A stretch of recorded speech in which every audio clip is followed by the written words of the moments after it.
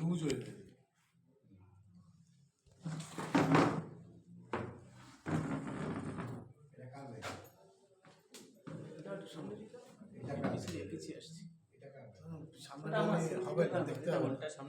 সামনে গেলে দেখতে হবে না।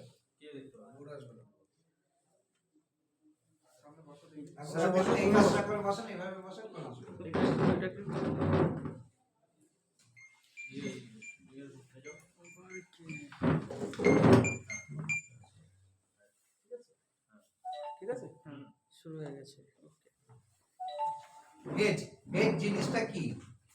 হেজ হচ্ছে গিয়ে আমরা যখন কোনো একটা ট্রেড করতে গিয়ে কোনো কারণবশত আমি বুঝছি যে আমার প্রফিট মার্জিন অবধি আসছে না, কিন্তু মার্কেট একটু নেগেটিভ ট্রেন্ড নিয়ে নিচ্ছে।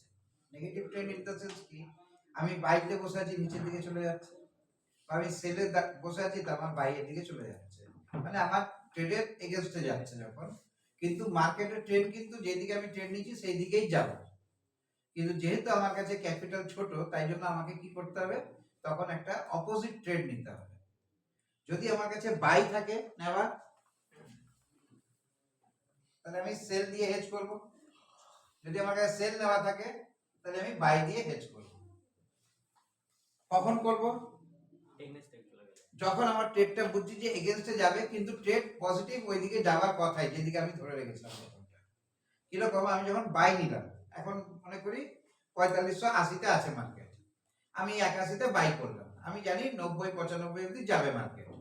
এবার ও গেল কি 85-86 অবধি গেল, গিয়ে আবার ও নিচের দিকে চলে আসছে, গিয়ে 80 নিচেও চলে যাচ্ছে। তাহলে কি হচ্ছে, তাহলে আমি এতক্ষণ প্রফিটে ছিলাম 5 পয়েন্ট, কিন্তু এই 5 পয়েন্ট প্রফিট তো নেওয়া হয়নি বলে ও এখন নিচের দিকে চলে যাচ্ছে, গিয়ে 77-78। এবার দেখা গেল কি ওখান থেকে মার্কেট হয়তো 62 অবধি যাবে, হয় না? এরকম সিচুয়েশন তৈরি হয়ে যায়। সেই সিচুয়েশনটাকে নিজেকে বাঁচানোর জন্য তখন তো লস বুক করতে হবে। ওই লস বুকটা না করে আমি কি করলাম, তখন একটা জায়গায় হেজ করে দিলাম। 81-তে আমার বাই নেওয়া আছে, আমি 76-এ গিয়ে আমি সেল নিয়ে অ্যাডজাস্ট করে দিলাম। মানে কি আমার ক্যাপিটালটা কমবে না। এবার সেল যত দূর যাবে, 62 অবধি যাওয়ার কথা 62 অবধি গেছে, 62 থেকে যখন আবার মার্কেট উপর দিকে ওঠা শুরু করছে, তখন আমাকে ওই সেলটাকে কাটিয়ে দিতে হবে। সেলটাকে কাটিয়ে দিলাম, ওখান থেকে আমার প্রফিট বুক হলো। এবার লসটা আমার বেড়ে গেল কি বাড়লো না? এবার একটা এক্সাম্পল দিয়ে দেখাই আমি এখানে, তাহলে ঠিক হয়ে যাবে। আমি 4581-তে বাই নিয়েছি, সব 0.01 এরই কথা হচ্ছে। হ্যাঁ, লট সাইজটা তো ফ্যাক্টর না, ফ্যাক্টরটা জিনিসটা। এখান থেকে বাই নেওয়ার পরে আমি 86 অবধিও দেখেছি, আমার টার্গেট ছিল 90। এবার 86 থেকে একটা ফ্রি ফল শুরু হয়ে গেল। এইবার আমি ওখানে প্রফিট বুক করতে পারিনি, আর আমার এই জায়গাটাতে দেখছি কি 4576 অবধি চলে আসছে। এবার এই জায়গাটাতে এসে দেখছি যা ক্যান্ডেল তৈরি করছে, সেই ক্যান্ডেল থেকে ও 4560 অবধি যেতে পারে। তাহলে এই জায়গাটাতে এসে যদি আমি এখন লস বুক করি, আমার 5 পয়েন্ট লস হবে। লস বুক করলে আমার 5 পয়েন্ট লস বুক হবে, কিন্তু মার্কেটের ট্রেন্ড ইনট্যাক্ট আছে, উপরে যাবারই ট্রেন্ড কিন্তু উপরে আছে, ইনট্যাক্ট আছে ওটা। তখন আমি কি করলাম, ডিসিশন নিলাম, আমি 76-75-এ গিয়ে আমি একটা সেল নিয়ে অ্যাডজাস্ট করে দিলাম। এটা বাই ছিল, এটা সেল নিয়ে অ্যাডজাস্ট করলাম। এই যে করলাম, এটাকে বলা হলো হেজ। কত পয়েন্টের হেজ হলো? 6 পয়েন্টের আমার একটা লস দিয়ে হেজ হচ্ছে, ঠিক? 81 থেকে 75, 6 পয়েন্টের আমার লস নিয়ে আমি হেজ করে দিলাম। তার মানে কি আমার ক্যাপিটাল থেকে 6 পয়েন্ট পড়ে গেছে। আমার যদি $100 অ্যাকাউন্ট থাকে, আমার তাহলে 6 পয়েন্টে গিয়ে ওটা $94 দেখাচ্ছে। এইবার মার্কেট পড়ছে পড়ছে পড়ছে, পড়ার পরে 60 অবধি গিয়ে 59 অবধি গিয়ে এবার মার্কেট উপরে ওঠা শুরু করছে। সঙ্গে সঙ্গে কাটিয়ে দেবো না, যতক্ষণ না 1 ঘন্টার ক্যান্ডেলে বুলিশ মুভমেন্ট আসছে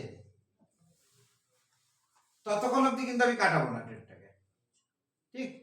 এইবার এখান থেকে 59, 60, 61, 62, 63 চলছে, চলতে চলতে গিয়ে দেখা গেল 66-এ গিয়েও বুলিশ ট্রেন্ড নিল। বুলিশ ট্রেন্ড নেওয়ার পরে একটা রিটেস্টের জন্য যাবে কিন্তু নিচে। ও ট্রেন্ড যখন নিয়েছে, এবার বুলিশ হয়েছে, এবার একটা রিটেস্টের জন্য যাবে, কনফার্মেশন যে আমি বুলিশ হচ্ছি। দেখবে কি করবে, ক্যান্ডেলটা এরকম দিয়ে উঠে গিয়ে আবার একটুখানি নিচে নামে। এইবার এখান থেকে ওঠা শুরু করলো, এই যে রিটেস্টের পরে যখন উঠবে এই 66 এর দিকে গিয়ে আমাকে বাইটা সেলটাকে কাটিয়ে দিতে হবে। তাহলে আমার 76 75 থেকে 66 অবধি 9 পয়েন্ট পেয়েছি।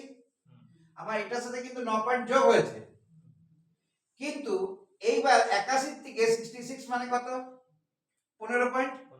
আগে যে লসটা 6 পয়েন্ট দেখাচ্ছিল ওটা কিন্তু এখন 15 পয়েন্ট দেখাবে, যেহেতু এখনো বাইরের অবধি যায়নি।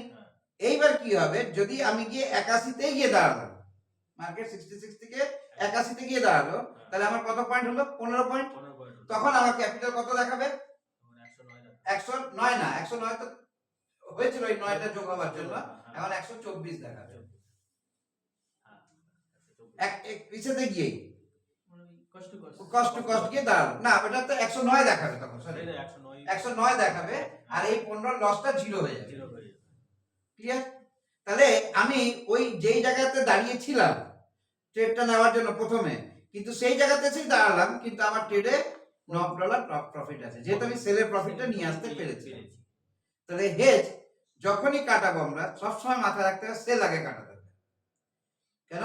Market all time up trend থাকে, কিন্তু খুব কম টাইম, মানে যদি 300 দিন আমাদের ট্রেড চলে, 300 দিনের মধ্যে 260 দিনই প্রায় আপ ট্রেন্ডে থাকে গোল্ড, 40 দিনের মতনও নিচে থাকে। তাহলে যেদিন নিচে থাকবে সেদিন আমাকে বাই কাটাতে হবে আগে, আর নরমালি আমাকে সেল কাটাতে হবে আগে। বুঝা গেল? হেজ কাটানোর প্রসেসটাই হচ্ছে আগে সেল কাটিয়ে আসতে হবে আমাকে। বুলিশ ক্যান্ডেলটা যখন হবে, হ্যাঁ, বুলিশ ক্যান্ডেলটা আমি যখন ক্যান্ডেল বোঝাবো এখন তখন বুঝিয়ে দিচ্ছি। বুলিশ ক্যান্ডেলটা কিভাবে তৈরি হয়। একটা বিয়ারিশ মারবে, একটা ছোট্ট টাচ করতে যায়, তারপরে ও উপরে যাওয়া শুরু করে। স্যার হেজ নিয়ে আর সমস্যা আছে কি কোনো? আচ্ছা আচ্ছা বলো। বলছি যে 45-81 যে আমি মনে করেন 35-81 ট্রেড নিলাম, এই এটা 86 পর্যন্ত যাবে কিন্তু গেল না, সেখান থেকে আরো উপরে যাওয়ার কথা আমার, হ্যাঁ, কিন্তু ওই অবধি যায়নি তখন অবধি, 83-84 মেরে 83-84 পরে মিলে গেছে, এবার 71 চলে এসেছে। 71 এ চলে তাহলে আসবে। আমি বাইতে নিয়েছি, 71 অবধি আসবেটা কেন? তাহলে আমি কি করছিলাম? আমি 81 থেকে 83 দেখেছি, হ্যাঁ, এবার 83 থেকে 71 বসে বসে দেখবো না ওটাই তো বলছি। তাহলে ওর আগেই তো আমি হেজটা করলাম। আর ওইটাই হেজটা পরে কখন করব? 8-10 পয়েন্ট নিচে আমি যখন বুঝছি যে 3-4 পয়েন্ট নিচেও এখনো দাঁড়াচ্ছে না, মার্কেট নিচের দিকেই যাচ্ছে, তখন আমি হেজটাকে করব। সেইগুলো ক্যান্ডেল থেকে বোঝা যায় যে কোন সময় করাটা উচিত, সে ক্যান্ডেল তোমাকে বলবে ওই জায়গাটা। এবার ক্যান্ডেলকে তুমি দেখতে পাবে কি পাবে না সেটা তোমার কাজ প্রথম। আচ্ছা, আর একটা যেটা মনে করো 4-5 পয়েন্ট আমার লস রয়েছে, আমি হেজ করলাম, সেল নিলাম, বাই নিয়ে আসলে সেল নিয়ে হেজ করলাম। এবার আমি যখন হেজটা কাটছি কখন? যখন আবার ওই মার্কেটটা উঠতে যখন আবার এই সমান সমান এসে গেল, মানে 81 তে এসে গেল। না না, তাহলে কাটিয়ে কি হবে? তাহলে তো আবার সেলটাকে নিয়ে যাচ্ছে উপরে, সেলে লস হয়ে যাবে। মানে ওইটাই তো বুঝতে পারছি না এটা। একটা কাজ করো তো, এই মুখটা সামনে একটু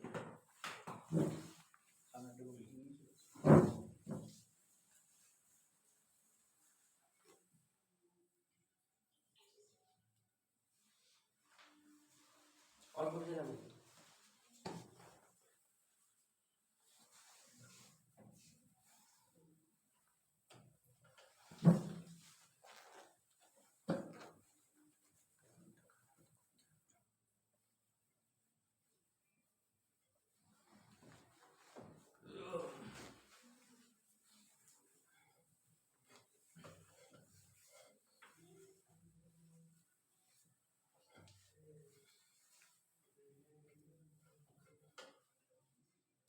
আমি ধরো বাই করলাম 4581 এ,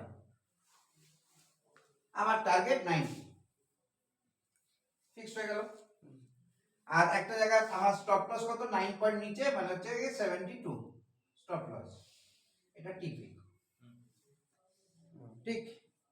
এইবার কি হয়, অনেক সময় আছে 71 থেকে ঘুরে যায় মার্কেট, তাই না? হয় না এরকম? স্টপ লসটা খেয়ে নিল আর ঘুরে গেল। আজকেই বসে যখন ওই ছেলেটা এসেছিল না আমার কাছে, আমার সামনে বসে $25 স্টপ লস কাটালো, আমার ওকে লিখলো, আর আমি বললাম কিসের জন্য দিলে? বলে স্টপ লস কাটবে না, তাও দিলাম। ওর তো সঙ্গে সঙ্গে কেটে চলে গেল, আর আমি ওর পরে ট্রেড নিলাম, সবাই প্রফিট করলাম। এখানে বসে বসে $25 লস করে গেল ট্রেডে। তার মানে স্টপ লস সবসময় লাগানো ঠিক না। স্টপ লস লাগানোটা তোমার পুঁজি ছোট করার রাস্তা কিন্তু। হ্যাঁ এবার কি হয়, যখন তোমার 81 কিনেছো, তোমার 83 অবধি গেছে, তুমি বুক করার তো জায়গা আসেনি, তুমি বুক করোনি, হঠাৎ করে একটা ফল চলে আসলো মার্কেটে, হয় না অনেক সময়? ফলটা চলে আসার পরে 76 মেরে দিয়েছে, তো 76 এই তুমি একটা সেল নিয়ে নেবে। দেখছো যে এখানেও দাঁড়াচ্ছে না মার্কেট, সঙ্গে সঙ্গে সেল নিয়ে, তাহলে তোমার 5 পয়েন্টের একটা লস দেখাবে। 76 এ নিয়েছো, এখন কিন্তু তোমার ক্যাপিটালে কোনো মুভমেন্ট নেই, এখন মার্কেটে মুভমেন্ট চলছে যেদিকেই যা। ঠিক এইবার সিচুয়েশনটা এমন হলো যে ও 76 থেকে পড়তে পড়তে 70 60 অবধি চলে আসলো। তোমার তখন মনে হবে আরে আমার সেলে তো লাভ হচ্ছে 16 পয়েন্ট, এখানে 16 পয়েন্টে লাভ দেখাচ্ছে তো, তখনই তুমি সঙ্গে সঙ্গে কাটিয়ে দিলে। এইবার কি হবে দাঁড়ানোটা ব্যাপারটা বলো তো, তুমি এখানে 16 পয়েন্ট তো নিলে, কিন্তু ভাবো তো এই 81 থেকে তুমি কত পয়েন্ট চলে আসলে নিচে? 15 পয়েন্ট। 15 থেকে না বেশি তো, বেশি হ্যাঁ বেশি। কত? 25 পয়েন্ট চলে গেলে তুমি নিচে, 21 পয়েন্ট। এটা দিলে 31 পয়েন্ট, 31 পয়েন্ট নিচে চলে গেছে তুমি। তোমাকে আগে লস দেখাচ্ছিল 5 পয়েন্ট, তুমি খালি এই 16 পয়েন্টের প্রফিটটা ঢোকানোর জন্য তুমি নিজেকে নিয়ে গেলে 31 পয়েন্ট নিচে। তাহলে তোমার ক্যাপিটাল ছিল যে $100, সঙ্গে সঙ্গে ওটা 31 মাইনাস হয়ে গেল না? 21 হবে 21 হবে স্যার, 81 আছে তো 21 হবে। 21 না, 60 61 21 পয়েন্ট গেল, মানে $79 তোমার হয়ে গেল পুঁজি নিজে নিজে, খালি একটা প্রফিট বুক করার জন্য। তখন তুমি বলবে আরে আমি 16 পয়েন্ট তো তুললাম এখনই, তাহলে ওইটা গেল কোথায়? এই নিজের কাছেই প্রশ্ন কিন্তু ছিল। এটা 95 এ হয়ে গেল, এটা 79, এখানে 16 পয়েন্ট নিলাম, তাহলে তো আমি কি কাজ করলাম? তাহলে এই প্রফিটটা কি আমাকে ভুল দেখাচ্ছিল? ব্রেনের মধ্যে এটাই আসবে। এই জায়গাটাকে বুঝতে হবে যে তোমার একটা 81 তে খোলা রয়েছে তো বাকি, ওটা তো 60 অবধি এসছে, আর তুমি তো খালি 76 থেকে 60 অবধি এসছো, ওটার প্রফিটটুকু নিয়ে নিয়েছো তুমি, প্রফিট দেখেছো বলে। কিন্তু তোমার তো বাইটা খোলা রয়ে গেল আর মার্কেট নিচে পড়ছে। এইবার মার্কেটে কি হয়, যখনই মার্কেট এইভাবে উঠছে, ওটার পর একবার নিচে আসে তো, এইবার কি হচ্ছে, তোমার বাইটা তো ধরো এই জায়গাটাতে হয়েছে, তোমার টার্গেটটা তো এই জায়গাটা রয়েছে, এবার মার্কেট এখান থেকে ঘুরে গেছে, তুমি কি করলে এই জায়গাটাতে সেলটা নিয়ে নিলে, নিয়ে মার্কেট পড়ছে 4-5 পয়েন্টে তুমি সেল নিয়ে রাখলে। এইবার মার্কেট কি করলো, এখান থেকে হয়তো অনেকটা পড়লো, তোমার লস আছে কোথাও ধরা, তুমি তো ধরে রেখেছো, কারণ তোমার ক্যাপিটাল তো 95 ই থাকবে, ওটা তো পড়ছে না কোনো মতেই। হ্যাঁ, তাহলে এইবার দেখা গেল এটা 4542 তে চলে এসেছে, তোমার কোনো সমস্যা আছে? তোমার ক্যাপিটালে কোনো মুভমেন্ট নেই, কিন্তু একই থাকলো।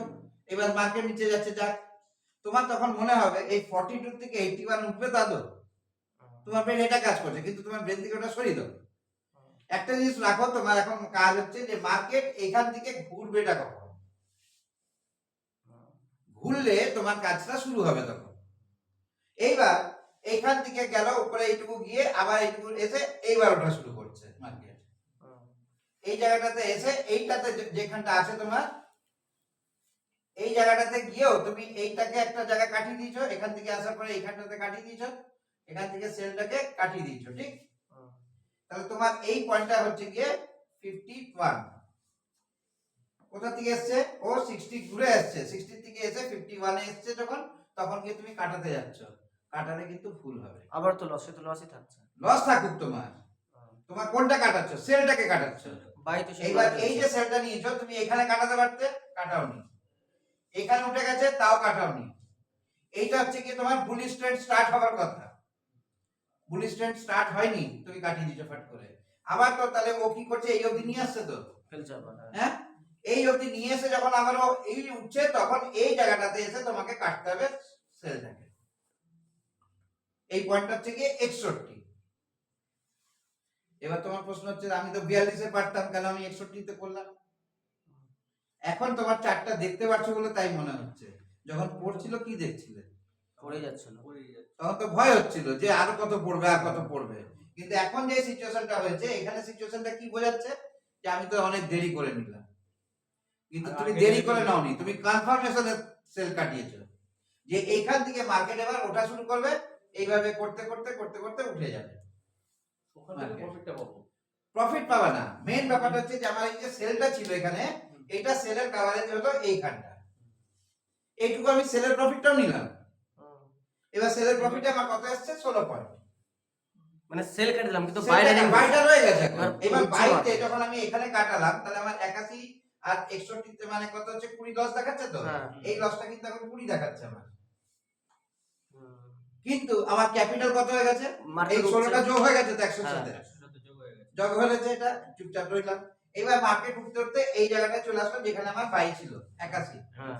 দেখবে তোমার ক্যাপিটাল বেড়ে গেছে। ঠিক, এটা জিরো হয়েছে পুরো লসটা, লস জিরো হয়ে গেছে কিন্তু ক্যাপিটাল তোমার বেড়ে কিন্তু 116 দেখাচ্ছে। আচ্ছা আচ্ছা আচ্ছা এবার- ঠিক, এইবার তোমার হয়তো 90 অবধি যাবে।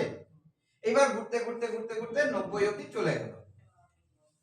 হুম। এইবার 90 অবধি তোমার 9 পয়েন্ট ছিল, হ্যাঁ। আর 16 আগে ছিল, তাহলে তোমার টোটাল কত হলো 100 প্লাস 16 প্লাস 9, 125 ক্যাপিটাল হয়ে গেল। একটা ট্রেডে হেজ তোমাকে বাঁচাবে এটা। আর যদি অল্টারনেট প্রসেস যে আমি স্টপ লসটা যদি নিয়ে নিতাম, 72 আমার স্টপ লস নিয়ে নিলাম, আমার কত $9 লস, তার মানে কি আমার এই ট্রেডটার থেকে 9 বার $81 থেকে যাবে, 91 থেকে যাবে। তাহলে আমি কি আদৌ ট্রেড করলাম ঠিক? স্টপ লস লাগানো সবসময় উচিত না। প্রবলেম হয়ে গেল। কিন্তু এখন- মার্কেট একটা জায়গা থেকে ঘুরে আসছে তো আমি হেজটা করে নিজেকে বাঁচাবো, কিন্তু হেজ খোলার রাস্তা জানতে হবে, ওই অভিমন্যুর মতন না চক্রবর্তীর মধ্যে চক্রবীর মধ্যে ঢুকলাম আর বেরোতে পারলাম না। যতক্ষণ আমার ট্রেন্ড চেঞ্জ হচ্ছে ততক্ষণ ট্রেড ভালো। যত দেখবে, আমি ওই দিনও লিখেছিলাম বুলিশ ট্রেন্ড যদি থাকে তার যারা 0.02 নিয়েছো তারা 0.01 ট্রেড নেবে। মনে করো লেখাটা কি ছিল 29 তারিখে, 90 না 1 ঘন্টার ক্যান্ডেলে 90 এর উপরে যখন বুলিশ ট্রেন্ড নেবে তখন কিন্তু তারা ট্রেড নেবে, বলেছিলাম তো এই কথাটা। বুলিশ ট্রেন্ড কিন্তু নেয়নি, সবাই কিন্তু ট্রেড নিয়ে নিয়েছে। জিনিসগুলো বুঝতে হবে আমি লেখাগুলো কি লিখেছিলাম। স্যার বুলিশ ক্যান্ডেল আছে তোর ওই পড়ার পর আবার যখন এই যে বুলিশ ক্যান্ডেল বুলিশ ট্রেন্ডটা এখান থেকে আসার কথা ছিল, মানে ওই চার্টের হিসাবে আমি যেরকম বলেছিলাম 90 তে আসবে, ওর পরে বুলিশ ট্রেন্ড আসলে নিও। তার মানে 90 তে ট্রেড নিতে বলিনি কিন্তু না ওর 1 পরে ঘন্টার ট্রেডে আমি চার্ট যখন দেখাবো দেখবে চার্টে কি হয়, এরকম এরকম এরকম এরকম চলতে থাকে তো, এইভাবে পড়ছে মার্কেট, পড়তে পড়তে এই জায়গাটা উঠলো, উঠে এই জায়গাটাতে আসলো, যখন এই যে এইটা হচ্ছে বুলিশ ট্রেন্ডের জায়গা, এর উপরে উঠলে বুলিশ ট্রেন্ড স্টার্ট হবে। আচ্ছা এইবার ও কি করলো, আবার নিচে একটু রিটেস্ট করতে আসলো। হুম। এইবার যখন রিটেস্ট করে যখন আবার উপরে গেছে তখন কিন্তু আমাকে ট্রেড নিতে হবে, ওর আগে বুলিশ ট্রেন্ড তৈরি হয় না কিন্তু 1 ঘন্টা। আচ্ছা তাহলে এই সুযোগটা ওকে দিতে হবে। এটা 15 মিনিটে ক্যান্ডেলে 4টে ক্যান্ডেল তৈরি হয় আর 1 ঘন্টা ক্যান্ডেলে একটা ক্যান্ডেল তৈরি হয়। তো বুলিশ ক্যান্ডেল তৈরি হবে কখন, এটার উপর দিয়ে যখন যাবে, আর এটা 15 মিনিটে ক্যান্ডেলে আমাকে অ্যাডজাস্ট করে দেখতে হবে যে কি হবে ট্রেডটা। তাহলে এটা যখন আমরা ক্যান্ডেল শিখবো তখন এই ক্যান্ডেলের মধ্যে দেখতে পাবো। তাহলে আমার হেজ করার উদ্দেশ্যটা কি, আমার ক্যাপিটালটাকে বাঁচানো। আর সেকেন্ড উদ্দেশ্যটা কি, আমার ক্যাপিটালটাকে আমাকে বাড়াতে গেলে আমাকে ওয়েট করতে হবে টিল বুলিশ ট্রেন্ড। যেহেতু আমি বাইতে বসে আছি, আমার বুলিশ ট্রেন্ডের অপেক্ষা করতে হবে। এই বুলিশ ট্রেন্ডের যদি অপেক্ষা করতে পারি তাহলে আমাকে ও পয়সা দিয়ে যাবে। কারণ আমার কাছে মনে হচ্ছে 42 থেকে আরো 81 যাবে, তো আমার কাছে এটা মনে হচ্ছে, কিন্তু 80 ছিল তো এক সময়। ও তো নিচে নিতে আসছে লিকুইডিটি নিয়েছে, বুলিশ ট্রেন্ড নিয়েছে, এবার ও ধীরে ধীরে ধীরে ধীরে 1 ঘন্টা পারুক আর 4 ঘন্টা পারুক ও মেরে যাবে উপরে। ক্লিয়ার হলো ব্যাপারটা এবার? তাহলে হেড চ্যাপ্টার ক্লিয়ার। স্যার আর একটা কোশ্চেন আছে, এই যে যেমন সেদিনকে আমার মানে ওই দিন অ্যাক্সিডেন্টের যেদিন ঘটনা, সেদিন আমার 0.6 নেওয়া ছিল, মানে 600 উপরে যায়। তো সেখানে আপনি ওই ইয়ে করেছিলেন, বলেছিলেন যে হেজ নিতে 0.02 বা 0.3, এই জায়গাটা এই ডিফারেন্সটা না, আমি তো 0.5 নিতে পারতাম। না, এবার হেড বলতে কি বোঝায়, আপনার কাছে 0.01 এর ট্রেড খোলা আছে, আপনাকে 0.01 দিয়ে ট্রেড আটকাতে হবে। কোয়ান্টিটি যা ছিল উপরে সেইটারই কোয়ান্টিটি রাখতে হবে নিচে। এবার আমি কেন খোলা রাখতে বলেছিলাম, আমি জানতাম মার্কেট উপরে উঠবেই। এটা এখানে যারা ছিল ওই দিন তারা জানে, আমরা কিন্তু বলেছিলাম 67 অবধি যাবে মার্কেট, তীর্থ জানে ওই দিনের কথা। 4467 যাবে আমি বলেই দিয়েছিলাম ওই দিন, গেছিল 70 অবধি গেছিল, তারপরে আমি বলেছিলাম 4400 অবধি আসবে, 4400 জায়গা 4300 অবধি গেছে, ও কথা শুনেনি আমরা কি করব, 4302 অবধি চলে গেছে। স্যার ধরুন আমার কথাই বলছি, 06 ছিল 0.06, তা সেটা প্রথমে আপনি আমার 03 কাটিয়ে দিয়েছিলাম, ট্রেডে প্রফিট বুক করেছিলেন তো আপনি। হ্যাঁ 03 03 তে প্রফিট বুক করেছিলেন, 03 খোলা ছিল, আমি আপনাকে 03 সেল করিয়েছিলাম। হ্যাঁ তারপরে আপনাকে বলেছিলাম 0.01 খুলুন আর 60-65 তো আপনার 58 তে করা না 51 তে করা ছিল। স্যার হেজ তো তখন সেটা আপনার দোষ বলছি না, মানে ওটা যদি আপনার একটা খুলতেন কিন্তু ওইটা কিন্তু আপনি আমার 10 profit পয়েন্ট নিতে হয়েছিল। পারতেন। আমার কিন্তু ওখানে 10 পয়েন্ট এসেছিল, আমি কিন্তু বলেছিলাম স্যার। তো এটা যাই হয়ে গেছে, একটা যে কোনো জিনিস শিখতে গিয়ে তো বেশি পয়সা গেছে, আপনি হ্যাঁ, না, মোবাইল সেটা ঠিক আছে। শিখেছেন কিন্তু শিখতে এই তো জন্য বেশি পারলাম। পয়সা গেছে, তাই তো? গ্যাসের জন্য এত হেজ হেজ করে মাথা খারাপ করছি। এই যে তো হেজ দেখিয়ে দিলে আর হেজের পরে থেকে সমস্যা হবে না। সমস্যা তো হতেই পারে। হতে পারে কি যদি সেলে প্রফিট থাকে তখন সমস্যা হতে পারে। হেজ করছি না, এই যে সেলে 42 প্রফিটটা পর্যন্ত নিয়ে নেমেছে। বাইরে থাকে। না এই যে এখানে যে চারটা দেখেছি স্যার, যে 42 নেমেছে, এই দেখে দেখলাম বাহ ভীষণ অনেকটা প্রফিট আছে, প্রফিট নিয়ে আছে, নিলাম। নিয়ে নিই, নিলেই ফেসে গেল, আবার ফেসে গেল। কিন্তু এই জায়গাটাই হয় না ওখান থেকে যে আচ্ছা স্যার, যখন তখন যদি আমি আরেকটা সেল নিয়ে এই সেলটাকে কাটিয়ে দিই তাহলে কি হবে? এইবার এই জায়গাটা ভালো প্রশ্ন, এটা বুঝি তাহলে। হ্যাঁ হ্যাঁ? হ্যাঁ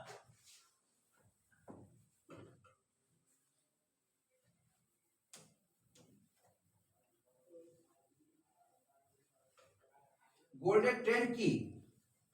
কোয়ালিটির উপরে থেকে ওঠে। Golden trend all time up trend, ঠিক তো? মাঝে সাঝেও নিচের দিকে আসে, সেটাও আসতেই হয়, আসতেই। সবসময় তো কেউ উপরে উঠতে পারে না। এইবার তুমি একটা সেল নিয়েছো 44676 এ, তাই তো? হ্যাঁ 4576 এ নিয়েছো সেল। এই সেল নেওয়ার পরে 4542 তে তুমি কভার করে দিয়েছো, এটাকে প্রফিট এসে কভার করে দিয়েছো।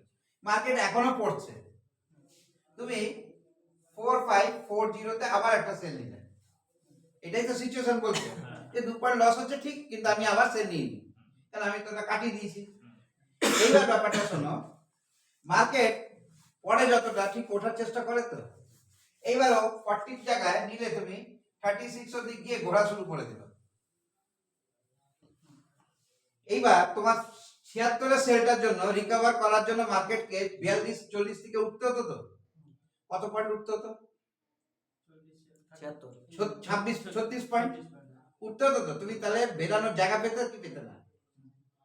আর তুমি 36 থেকে ঘুরে গেল মার্কেট 40 এর মধ্যে, তুমি 4 পয়েন্টের মধ্যে বেরোতে পারবে আর চার্জ করে? তুমি ফেসে গেলে কিন্তু ট্রেডে। বুঝতে পারলাম কোশ্চেনটার উত্তর দিতে পারলাম তো? আমি যখন এখান থেকে সেল করেছি, আমি 42 অবধি, এখান থেকে রিকভারি করতে করতে উঠছে তো মার্কেট, আমার কাছে 36 পয়েন্ট আছে বেরিয়ে যাওয়ার। পয়সাটা তো আমার না, আমি আমাকে বাঁচানোর জন্য আমি পয়সা কামালাম। কি সিকিউরিটি কার্ড রাখার পরে লটারি পেতেছে, এটা হচ্ছে সেই কাজ। আর তুমি যখন এইটা করলে, তোমার কাছে রিকভারি করা কিন্তু মোটে 4 পয়েন্ট আছে, এর মধ্যে তুমি দায়িত্ব নিয়ে কাটাতে পারবে তো ট্রেড? তোমার এটা কিন্তু ফেসে গেল, এটা কাটতে গেলে অ্যাকাউন্ট থেকে পুরো বেরিয়ে গেল। এবার ট্রেডটা তোমার ফেসে গেল তো, এবার তোমার ওই হেজ নিয়ে আর তুমি কাটাবে কখন? তোমার আবার হেজ হয়ে রয়েছে তো সিচুয়েশন, এবার মার্কেট ওঠা শুরু করে দিয়েছে, এবার তুমি আর হেজ কাটাতেই পারবে না, কেন বেরিয়ে গেছে তো তোমার হাত থেকে লটারি। এইটার জন্য এই কাজটা করতে নেই, এই জন্য ওয়েট করতে। আমি পুরো 36 পয়েন্ট পাবো না, কিন্তু আমি 20 পয়েন্ট পেলেও তো এটা আমার। মানে এর মাঝখানে আমি যখনই বুলিশ ট্রেন্ডে হ্যাঁ। হেজ কাটাবো তাহলে আমার চাপটা শেষ হয়ে গেছে তো, কেন রিটেস্ট করে গেছে তো আমার বুলিশ ট্রেন্ডে, বাস আর চাপ নেই। এবার তো মার্কেট উঠছেই, এবার বাই কল market খোলা রয়েছে। কিন্তু এই জায়গাটাতে রিস্ক থেকে গেল পুরোপুরি। ওখানে যদি আবারটা সেল নিই তাহলে আবার রিস্ক হয়ে গেল। হ্যাঁ, তো আমার জোর নেই তো আর বেরিয়ে যাবে। মার্কেট উঠছে ব্যাস। কারণ মার্কেট তো মোটামুটি 76 থেকে 36 অবধি পড়েছে, মানে 40 পয়েন্ট পড়েই গেছে। ওটা একটা রিকভারি দেবেই, এবার এই রিকভারিতে তোমাকে আর বেরানোর জায়গা দেবে না। ক্লিয়ার? তাহলে আর কিছু প্রশ্ন হেজের উপরে? আর টিপিটিসি যখন হেজ করতে তখন টিপি তুলে দিতে হবে সব। তুলে দিতে হবে। হেজ করা মানে টিপি তুলে রাখতে হবে। টিপি দিয়েছিল। না, হ্যাঁ, এটা হয়, এটা সবারই ক্ষেত্রেই হয়, এটা নিচে আপনি হেজ নিলে টিভি তুলে হেজ নিলে টিপি তুলে দিতে হবে সব। কেন মার্কেট কোন দিকে মুভমেন্ট করবে, একটা খুলে দেবে, একটা তো প্রফিট বুক হয়ে যাবে, তাহলে আরেকটা খুলে যাবে অল্টারনেট সাইড, যেই সাইডেই কাটবে তার অল্টারনেট সাইড খুলে গেল তো, তাহলে ও লসই শুরু হলো তখন থেকে। ঘুমাও। ভালো থেকো। কি? না না, আমি তাকিয়ে রয়েছি, ঘুমাইনি। তাহলে আর এটা নিয়ে প্রশ্ন নেই আর কিছু? স্যার একটুখানি আমার মাথার মধ্যে একটুখানি এই হচ্ছে, ওই যে 0.02 বা 0.3 যেটা বললেন, আমি যেটা বলেছিলাম আপনার 0.03 তে হেজ নিলাম 4.5 মানে একটা সেল নিয়ে নিয়েছে ধরেন, আর আগে 0.03 তে বাই ছিল উপরে, এখানে গিয়ে আপনি হেজ করলেন। হ্যাঁ, এইবার হেজ করার পরে আপনার মনে হচ্ছে মার্কেট একটু উপরে উঠলেও উঠতে পারে, কিন্তু সাহস নেই যে পুরোটা কাটিয়ে দিতে পারি, কারণ মার্কেট কিছুক্ষণের জন্য তো উপরে উঠবে, তাতে সুবিধাগুলো কি কি হয় এই জিনিসগুলো বোঝার আছে হেজের। আমি 4.451 আমি পেয়েছি কি 4448 পেয়ে গেছি। এখন মার্কেট এখান থেকে একটা উপরের দিকে যাওয়ার ট্রেন্ড তৈরি হয়ে গেছে, নিচ থেকে ঘুরে আসছে। ধরে নাও 44238 অবধি ঘুরে এসেছে, এখান থেকে ওর বুলিশ ট্রেন্ড শুরু হয়ে গেছে। আমি একটা 0.01 মাইনাস করে দিলাম, এখান থেকে কমিয়ে দিলাম, মানে আমার দুটো সেল থাকলো, একটা সেল আমি কাটিয়ে দিলাম। এই একটা সেল কাটানোতে সুবিধাটা কি হচ্ছে এবার দেখো। 48 আমি করলাম, আমি এখান থেকে 3 পয়েন্ট পেয়ে গেছি তো একটাতে। এইবার এটা উপরে যাওয়া শুরু করলো আর 67 অবধি গেল, বলে দিয়েছি 67 অবধি যাচ্ছে। এবার 67 এ কি আবার একটা 0.01 নিয়ে সেল নিয়ে নেব। এবার সুবিধাটা কি হলো, সেল কাটিয়ে দেবো, একটা সেল নিয়েছি কাটিয়েছি, কাটিয়েছি, এবার নতুন করে আবার উপরে একটা সেল নিলাম, ওটা নেবো না আরেকটা কাটবো, নেব হেজ করছি তো আমার পজিশন আমি। আচ্ছা এবার হেজ করাতে 48 থেকে এই 67 অবধি কত হচ্ছে, 19 পয়েন্ট হয়েছে। হ্যাঁ, আমার 19 পয়েন্ট ক্যাপিটালে যোগ হয়ে গেল তো, 1 নম্বর পয়েন্ট। এইবার আমার দুটো সেল 51 তে আর একটা সেল 67 তে না উপরে হয়ে গেল না, না তো তিনটেই 51 তে ছিল। ক্লিয়ার করতে পারছি ব্যাপারটা। উপরে আমি আমার জায়গাটাকে পজিশনটাকে উঁচুতে করেছি, যেটা তুমি নিচেতে দেখছিলে এবার আমি উঁচুতে দেখছি, তাহলে আমার রিস্ক জোনটা আরো কমে গেল না। সেল নিয়ে হেজ করলাম যখন 19 পয়েন্ট আমার যোগও করা গেল আমার ফান্ডে, তার সাথে সাথে একটা সেল নিয়ে আমি উপরে বসে রইলাম, কারণ আমার নিচের সেল কাটানোর জন্য সুবিধা হবে তো আগামী দিনে আবার। এইবার যখনই আবার পড়ছে মার্কেট, কখনো কিন্তু এইটা কাটাবে না, সবসময় চেষ্টা করবে এইগুলোকে কাটিয়ে, যতটা নিচে কাটাবে কাটিয়ে দেবে। এইভাবে ক্যালকুলেশন করে চলতে হয়, এর থেকে ভালো স্টপ লস দিয়ে কাটিয়ে নাও, ঝামেলা থাকবে এত কিছু ক্যালকুলেশন থাকার থেকে ভাই স্টপ লসে আমি কাটিয়ে স্যার নাও। সেকেন্ড টাইম যে সেলটা নেব ওটা না কাটিয়ে আগের যে সেল আগে সেলগুলো ছিল, হ্যাঁ, ওটা যেটা উপরে রয়েছে ওটা তো প্রফিট দেবেই তোমাকে, নিচে যত যাবে রিস্ক কমে যাচ্ছে তো এটার ক্ষেত্রে, কিন্তু এটার ক্ষেত্রে তো রিস্ক আছে, যেটা কাটাতে হবে আমাকে তাতে। এই জন্য সবসময় সেল নিচেরটা কাটাতে হয়, বাই উপরেরটা কাটাতে হবে, এটা সব ট্রেডের ক্ষেত্রে এটাই হয়। আমি 97 তে বাই নিয়েছি, এখন 606 চলছে, আর একটা 88 তে বাই নিয়েছি, এখন 606 চলছে। মার্কেট তো 606 দুজনের জন্যই আছে, আমি কিন্তু 88 কাটাবো না, আমি কাটাবো 97টা বেশিটা। কেন, ওর জন্য জোন আছে তো এতটা, 97 থেকে 88 অবধি 9 পয়েন্ট আছে তো, ওটাকে আমি যখন তখন কাটাতে পারবো। কিন্তু ভাগ্যে যদি 96 হয়ে যায় তাহলে 97টা তো লসে চলে যাবে, কিন্তু 88টা তো 96 তেও প্রফিটে থাকবে, এটা যা হবে ওটা তো উল্টো হবে না। এটা সবসময় মাথায় রাখতে হবে, অল টাইম বাই উপরেরটাকে কাটাতে হবে আর সেল নিচেরটাকে কাটাতে হবে, এটা ট্রেডের নিয়ম কি।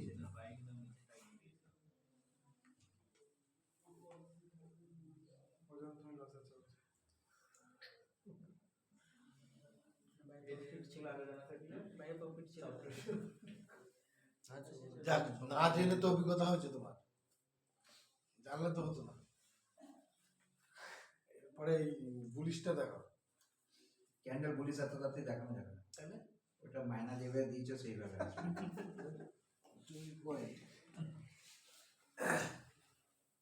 তাহলে হেড চ্যাপ্টার ক্লিয়ার মোটামুটি স্যার। এটা আবার চাপে পড়লে বাড়িতে গিয়ে বাংলায় লিখবি, লিখে লিখে ভালো করে দেখবি, 3 বার ঘাটবি, দেখবি কত রয়ে যাবে।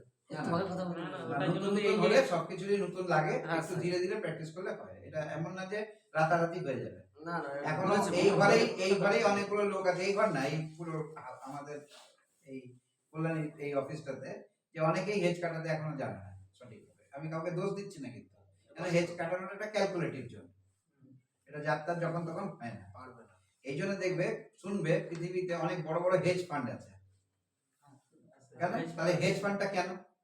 হেজ করাটা জিনিসটা কি, যারা সিকিউর জোনে খেলা খেলে তারা হেজ ফান্ডের উপরে কাজ করে, বুঝে গেল? এটা কিন্তু মাথায় রাখতে হবে। হ্যাঁ বলো। হ্যাঁ ক্লাস করাচ্ছি গো, ঠিক আছে। তাহলে হেজ চ্যাপ্টার ক্লিয়ার হয়ে গেল। এবার নেক্সট কি ছিল আমাদের? ক্যান্ডেল। ক্যান্ডেল জিনিসটা কি আপনাদের হয়েছিল আগে? একবারও হয়নি না? ছোট হয়েছিল, রোজি হয়ে গেছিল তো। তাহলে ক্যান্ডেলের তো এটা বলা উচিত ছিল তো আমাকে আগে, তো ঠিক আছে বলে দিচ্ছি। ক্যান্ডেলে আজকে তাহলে ওইটাই শিখিয়ে দিই, বুলিশ ট্রেন্ড বিয়ারিশ ট্রেন্ড, এটা তো শেখাই যেতে পারে।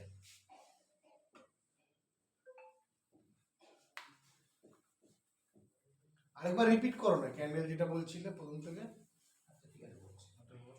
বুলিশ আর বিয়ারিশ এই দুটো ওয়ার্ড আমাদের এই মার্কেটে চলে সব সময়।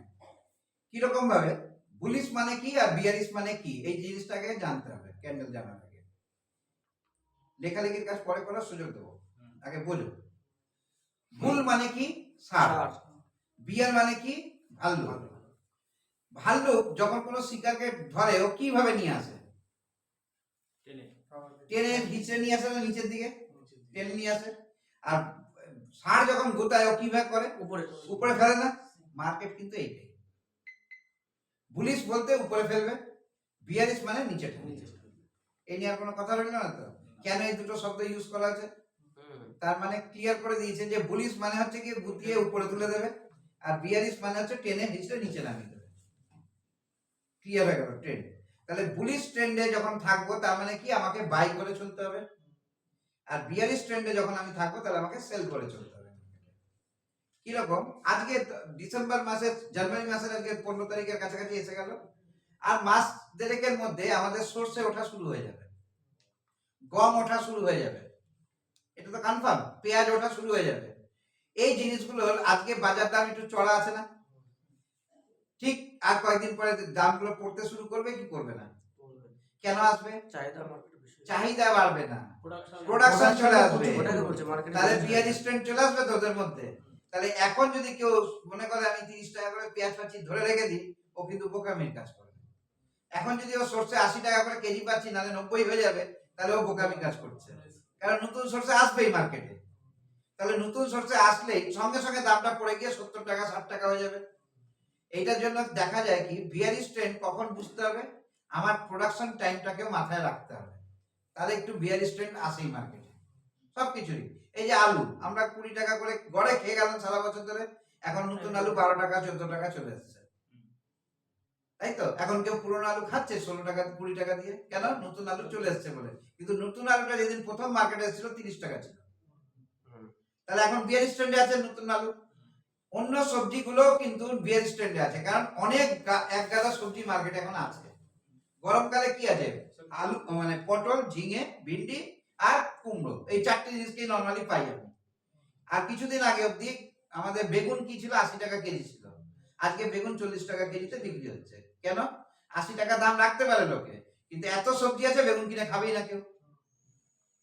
এখন তো আমার কাছে প্রচুর অপশন আছে খাবার জন্য।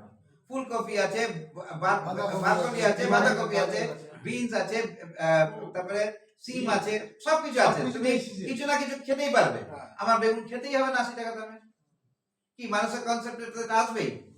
আর বেগুন এমন কিছু না, ভাজা ছাড়া বেগুনি ছাড়া বেগুনের কোনো আলটিমেট কোনো প্রোডাক্ট নেই, টেস্টও নেই।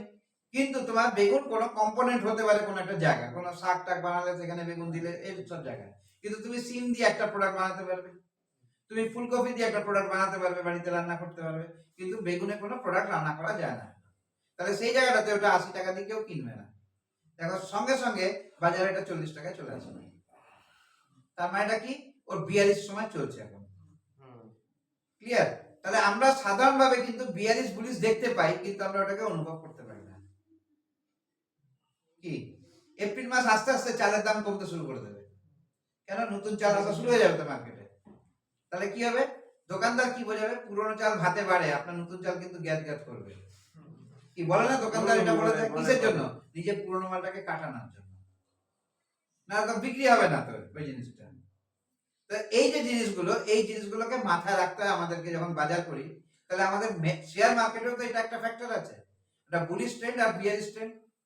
যখন মার্কেট অনেকটা উপরে উঠে যাবে তখন ওকে একবার নিচে আসতেই হবে লিকুইডিটি নিতে। কেন? এই ওয়ার্ডটাকে আগে বুঝতে হবে, লিকুইডিটি। কারণটা হচ্ছে গিয়ে আমরা সবাই এখানে গোল্ড নিয়ে ব্যবসা করি, 10 টাকা 20 টাকা 30 টাকা 40 টাকা 50 টাকা করে বাড়ছে সোনার দাম। আমি 10 টাকা 4000 5000কে ভুলে যাবো, আমি একটা এক্সাম্পল দিয়ে বলেছি। 10 টাকা 20 টাকা 30 টাকা 3 দিনের মধ্যে এটা 40 টাকা হয়ে গেছে। আমরা সব সোনাই ব্যবসায়ী কি নিতে যাবো? কেন? ভয় হচ্ছে না? আমি 40-এ নিলাম, কালকে যদি 30 হয়ে যায়, তার মানে এটা কি? ভলিউম কমা শুরু হলো। আগে সবাই কেনার জন্য রেডি ছিল বলে দামটা বাড়ছিল, এখন কেনার জন্য রেডি নেই তো লোক। কিনুক না কিনুক কেনার জন্য রেডি নেই মার্কেটে, তাহলে ভলিউম কমা শুরু হলো। ভলিউম যখন কমা শুরু হলো তখন কি হবে রেটটা? রেট পড়বে না, দাঁড়িয়ে যাবে এক জায়গায়। খরিদ্দার নেই তো এখন, খরিদ্দার নেই বলে দাঁড়িয়ে গেল। এবার যখন দাঁড়িয়ে গেল তারপরে আরো খরিদ্দার নেই, তখন কি করছে, যারা কিনে রেখেছে তারা কি করবে, আর মানে বাড়ে না বেচে দিই, কি নীতি তাই আসবে তো। সেই বেচা মানে হচ্ছে দাম পড়া শুরু হলো। এবার যখন দাম পড়া শুরু হলো, যে 10-এ কিনেছে সে 40-এ বেচেছে, যে 20-তে কিনেছে সেও 40-এ বেচেছে, যে 30-এ কিনেছে সে 40-এ বেচেছে, আর যে 40-এ কিনেছে সে ধরে রেখেছে। তাই তো হবে নরমাল ব্যাপার। হ্যাঁ ঠিক এবারও যখন বেচছে তো দাম কমছে, তো কমতে কমতে কমতে কমতে ওটা আবার 20 টাকা চলে এসেছে। এইবার 20 টাকাতে আবার সবাই কিনতে শুরু করছে। কেন? সবাই জানে 40 টাকা গেছিল, আবার যাবে। সবার ব্রেনের মধ্যে কি রয়েছে, 40 টাকা তো গেছিল, তাহলে আমি 20 টাকাতে কিনি, 20 টাকা তো পাবোই। যে 40 টাকা কিনে বসে আছে সে অপেক্ষায় বসে আছে কখন 40 আসবে, লাভে না কিন্তু এখন গায়ে গায়ে হবে। কাটাবে।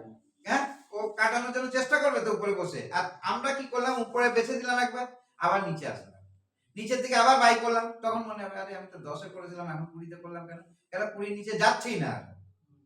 তো এই যে আসলো নিচে, এই আশাটাকে বলা হয় লিকুইডিটি। এই আশাটাকে কি বলা হয় বাংলা ভাষায়? লিকুইডিটি। কিন্তু টেকনিক্যাল টার্মে কিন্তু লিকুইডিটি অন্য ওয়ার্ড, ওটা স্টপ লস খাওয়াটাকে বলা হয় লিকুইডিটি টেকনিক্যাল টার্ম। কিন্তু লিকুইডিটি ব্যাপারটা হচ্ছে আমার কাছে জনগণ আবার আসবে কেনার জন্য যে জায়গাটা, সেটাকেও লিকুইডিটি বলা যায়। তাহলে এই 20 টাকা যেই হয়ে গেল, কিছু লোক আসলো না যারা দেখেছিল 40 টাকা দামটা, যারা বেচে দিয়েছিল 40 টাকা তারাও কিনবে, তারা কেনা শুরু করলো। কিন্তু যে 10 টাকায় কিনেছিল তার কিন্তু বিবেকে বাঁধবে, আমি তো গেলবার 10 টাকায় কিনলাম এখন 20 টাকায় কিনবো, ভিতরে হবে এই ব্যাপারটা। যদি আমরা 400 টাকাতে বেচে থাকি, আমরা আবার 390 টাকায় কেনার চেষ্টা করবো, 320 টাকার চেষ্টা করবো, কিন্তু কখনোই 410-এর চেষ্টা করি না। এটা আমাদের ব্রেনে বলে এই কাজটা। তো ঠিক ওই জায়গাটাতে যে 10 টাকায় কিনেছিল সেও কিন্তু বিক্রি করেছে 40 টাকায়, সে কিন্তু আর 20 টাকায় কিনলো না। ও আশা রয়েছে কি আবার 10 টাকা আসুক তাহলে কিনবো। মার্কেটে কিন্তু আর 10 টাকা আসলো না। শুনে এইবার 20 টাকা হয়ে গেল, 22 টাকা হয়ে গেল, 23 টাকা হয়ে গেল, 24 টাকা হয়ে গেল, 25 টাকা হয়ে গেল। যে 25 ছাড়িয়ে গেল, ও কিন্তু 10 টাকার লোকটাও কিন্তু আবার নেওয়া শুরু করলো। এইবার যখন নেওয়া শুরু করলো 10 টাকাতে, ধরো 3 জন ছিল, এই 3 জন মার্কেটে এন্ট্রি করলো না নতুন করে, তাহলে কি হলো, আবার প্রেসার আসলো তো মার্কেটে, যা জিনিসটা ওটা। এইবার এই প্রেসারে কিন্তু 50 হয়ে যাবে। কেন? এর এন্ট্রি 10-এ ছিল, সেটা 40 অব্দি নিয়ে গেছিল, এটা 25 থেকে এন্ট্রি নিচ্ছে, তাহলে এটাও 30 পয়েন্ট আরো উঠবে তো কম বেশি। এই 30 পয়েন্ট ওঠা মানে 55-তে গেল, তো নতুন রেট 55 হয়ে গেল, কি হলো না? এই 55 হওয়ার সঙ্গে সঙ্গে যে 40-এ কিনেছে সে সবার আগে বেরাবে, কেন? ও তো ভেবেছে আমি ফেসেছিলাম। এইবার যে 25-এ কিনেছে সে কি ভাববে, আমি 10-এ কিনে 40-এ বেচেছিলাম 30 টাকা, তাহলে আমি 25-এ কিনে 30 টাকা কামাবো, আমি তো পুঁজি বেশি লাগিয়েছি, আমি আইটু উপরে যা গেলে করবো। 65 গেল, এবার 65-তে আবার বেচা শুরু হলো, আবার বেচে কি আসলো, আবার 20 অব্দি বা 22 অব্দি 24 অব্দি আসলো মার্কেট। তা ধীরে ধীরে কি বোঝা যাচ্ছে বলতো, 10টা হলো 20, 20টা হলো 25, 25টা হলো 40, দাম বাড়ছে কিন্তু অরিজিনাল না। আমরা দেখছি এই মুভমেন্টটা, কিন্তু কখনো কিন্তু বুলিশ ট্রেন্ড ছাড়েনি, ট্রেন্ডটাকে কিছুক্ষণের জন্য পার্সিয়ালিও বিয়ারিশ ট্রেন্ডে এনেছিল। কি হলো ট্রেন্ড, বুলিশ আর bearish? Bullish trend all time intact থাকে, বিয়ারিশ ট্রেন্ড অল্প কোনো সময়ের জন্য আসে। আর ওটা কখন আসে, যখন প্রফিট বুকিং চলে। কেন কি গোল্ডে ক্র্যাশ আসে না, কেন আসে না, ওর উপরে চাহিদা আছে পুরো ইকোনমি, তো ওই জন্য ওর মধ্যে ক্র্যাশ আসবে না সহজে। এবার কি হবে, আর্টিফিশিয়ালি কেউ হয়তো ওটাকে ডাম্প করার চেষ্টা করবে, সেটা আলাদা ব্যাপার। সেই ডাম্প করতে গেলে প্রচুর টাকার গল্প আছে এখানে, মানে কারণ সোনার দামই তো 1 কেজি সোনার দাম হচ্ছে প্রায় 1,40,00,000 টাকা, আর টনে টনে গল্প চলে এখানে। এখানে তো কেজিতেও চলে না। আর 1,40,00,000 মানে হচ্ছে গিয়ে কত, 1 টনের দাম 1400 কোটি টাকা, হ্যাঁ 1400 কোটি টাকা। তো 1400 কোটি টাকা দিয়ে ওকে একটা 1 টন গোল্ড বেচবে, তাহলে হয়তো গোল্ডের কোনো চেঞ্জ আসলেও আসতে পারে না, সেটা বেচতেও তো হবে ওকে ওই দামে। ততটা সোজা কাজ না, এই জন্যই সহজে এটা হয় না। এটা কি করে, হেজ ফান্ডরা মার্কেটে ওঠায় কিছুক্ষণ, তারপরে আবার একটা নিচে এসে আবার নিচ থেকে ওরা কিনে যায়। এই হেজ ফান্ডে ফান্ড থাকে কত, মোটামুটি 5,000 কোটি, 15,000 কোটি, 50,000 কোটি, এইরকম লেভেলে ওদের টাকা চলে। তাহলে এই যে আর আমরা $100 দিয়ে ওখানে মার্ক করতে চাই। এই যে $5,000 দিয়ে যে হেজ করে রেখেছে, $5,000 না, যাই হোক, হ্যাঁ, ওরা যে হেজ করেছে, তা ওদের হেজ কাটায় না? ওরা হেজ কাটানোর কোনো সমস্যা নেই, ওদের তো স্প্রেড নেই আমাদের মতো সাথে। ওদের তো স্প্রেড 2, হ্যাঁ? 2 আমরা 17-18 কাজ করি, ওরা 2 কাজ করে। মানে কিনলেও লাভ হবে, আমরা কিনলে যখন লসে চলে যাই, ওরা কিনলেও লাভে থাকে। আচ্ছা ওই জন্য ওদের চাপ হয় না বেশি, কেন ওদের কোয়ান্টিটি গেম চলে। তো তুমি ধরো 0.100 গোল্ডে 0.01 ট্রেড নেবে, তোমার কাছে কত সেন্ট দেখাবে? 10 সেন্ট দেখাবে তো প্রফিট। 1 লট নিলে কত দেখাবে তোমার? $10 দেখাবে, $10 দেখাবে। হ্যাঁ, তুমি 1 লটের জন্য কত টাকা পুঁজি লাগালে ওইটুকু নেওয়ার জন্য? এবার ওইখানে ও 5000 লট নেবে, 5000 লট নিয়ে নেবে একবারে। 1 টাকায় 1 ওই ডলার 0.1 এর যে ডিফারেন্সটা সেটা কত হয়ে যাবে ওর কাছে? 5000 লটে। এবার ভাবো 5000 ইনটু 100 মানে 5 লাখ, 100 দিয়ে ভাগ করে দাও, $5000 প্রফিট এক ঝটকাতে, ওই 100 সেন্টে। তোমার 100 সেন্টে কিচ্ছু হবে না, তোমার এক ঘটি জলও গরম হবে না, Minus কিন্তু ওখানে 5 মাইনাস না দেখা গায়ে গায়ে হবে, কিন্তু ওর কাছে কিন্তু ওইটা $5000 হয়ে যাবে। বেরিয়ে আসবে। বেরিয়ে যাবে না ওই সময়, ওরা তো এইভাবেই বেরোয় ওই ছোট ছোট ট্রেড মেরে। দেখবে কখনো মার্কেটে হঠাৎ করে দেখবে না $6-7 একটা গ্যাপ আসলো, আবার পড়ে গেল ধীরে ধীরে। এই কিছুক্ষণ আগেও তো হয়েছে আমাদের সাথে, আমরা যে ট্রেডটা নিলাম ওখানে কি করেছে, সব বড়রা এসছে, এন্ট্রি নিয়েছে, আবার পরে ছেড়ে দিয়েছে, দেখো তারপরে মার্কেট আবার পড়ে গেছে। এই তো হচ্ছে, এরা এই কাজই করে এখানে বসে। আর ওদের কাছে 8-9 পয়েন্ট, মানে ভাবো তো কি হচ্ছে। ওরা উপর থেকে আগে বেচেছে, আবার নিচ থেকে কিনেছে, ডবল ট্রেড করেছে তোরা। আমরা তো নিচের থেকে ওঠার পরে নিয়েছি, আর ওরা তো উপরে বেচেছে, নিচ থেকেও নিয়েছে। তাহলে ডবল ট্রেডে 9 পয়েন্ট করে 1000 লটে কত কাজ হয়ে গেল? $1,80,000। আর কি চাই সারাদিনে? আমাদের লসটা মানে আমাদের কাছে হয়তো মানে একটু বড় কিছু মনে হয়, আলটিমেটলি দেখলে কিছুই না। কি হলো তাহলে বুলিশ আর বিয়ারিশ ব্যাপারটা? এইবার আমরা যখন ক্যান্ডেল পড়ি, ক্যান্ডেলের 4টে স্বরূপ আছে।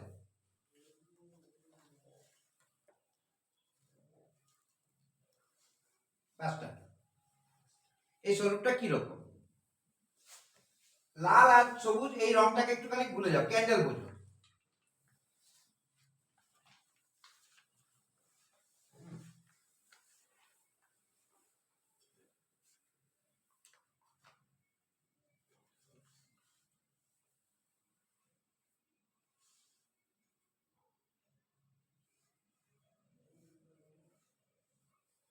এই 5 রকমের ক্যান্ডেল আছে, এছাড়া কোনো 6 নম্বর ক্যান্ডেল নেই পৃথিবীতে।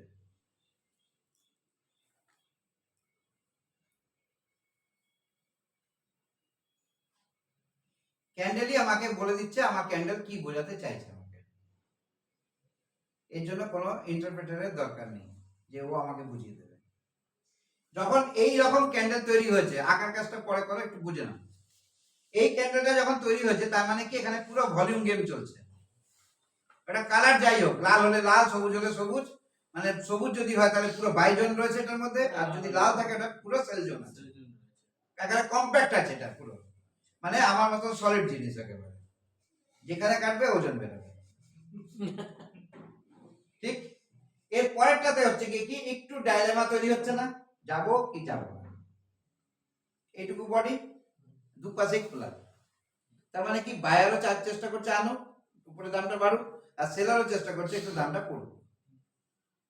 টাকা ফার স্টার্ট হলো, দড়ি টানাটানি। এখানে আসার পরে কি হলো, বায়ার কন্ট্রোল হারাচ্ছে, দেখা যাচ্ছে তো উপর থেকে কন্ট্রোল হারাচ্ছে, সেলাররা কন্ট্রোল নেওয়া শুরু করছে মার্কেটে। দেখো এইটার মধ্যে কেউ কিচ্ছু ছিল না, এখানে কিছুটা দর কষাকষি হলো, এখানে এসে সেলাররা কন্ট্রোল নেওয়া শুরু করলো, এখানে সেলার পুরো কন্ট্রোল নিয়ে নিল। নেওয়ার পরে এইবার আমি কোথায় যাব না যাবো ইন্ডিকেশন বানিয়ে বসে আছি, আমি ডিসিশন নিতে পারছি। বুঝা গেল? এই 5টাই ক্যান্ডেল নরমালি তৈরি হয়। তাহলে এই 5টা ক্যান্ডেলের উপরে দাঁড়িয়ে থেকে আমাদের পুরো ভবিষ্যৎ তৈরি আছে। স্যার এই লাস্টের দুটো কি বললেন বুঝলাম না। এইটাতে যেই রঙই ওটা আছে ভলিউম ভলিউমে সেটাতে পুরোপুরি পাওয়ারফুল আছে। যদি বায়ার থাকে তো বায়ার, যদি হ্যাঁ যদি বায়ার থাকে তো বায়ারে কন্ট্রোল, যদি সেলার থাকে তো সেলারে কন্ট্রোল। হ্যাঁ, এইটাতে বায়ার সেলার দুজনের মধ্যে মারপিট হয়েছে, বোঝা যাচ্ছে না কোনটা কি হবে। দুজনেই চেষ্টা করছে। হুম, এখানে গিয়ে বায়ার ছাড়া শুরু করেছে, দেখো উপর থেকে ছাড়া মানে কি বায়ার ছাড়ছে, হ্যাঁ, হতে পারে সবুজ রং, কিন্তু কন্ট্রোল কিন্তু ধীরে ধীরে সেলার সেল নিচ্ছে। জন্য নিতে যাচ্ছে, হ্যাঁ। এইখানে আসার পরে আরো কন্ট্রোল নিয়ে নিয়েছে কিন্তু সেলাররা, মানে দেখো এবার- বায়ার ধরে রাখতে পারছে না তো। হ্যাঁ। আর এইখানে আসার পরে ডিসিশন নিতে পারছে না যে মার্কেট কোন দিকে যাবে।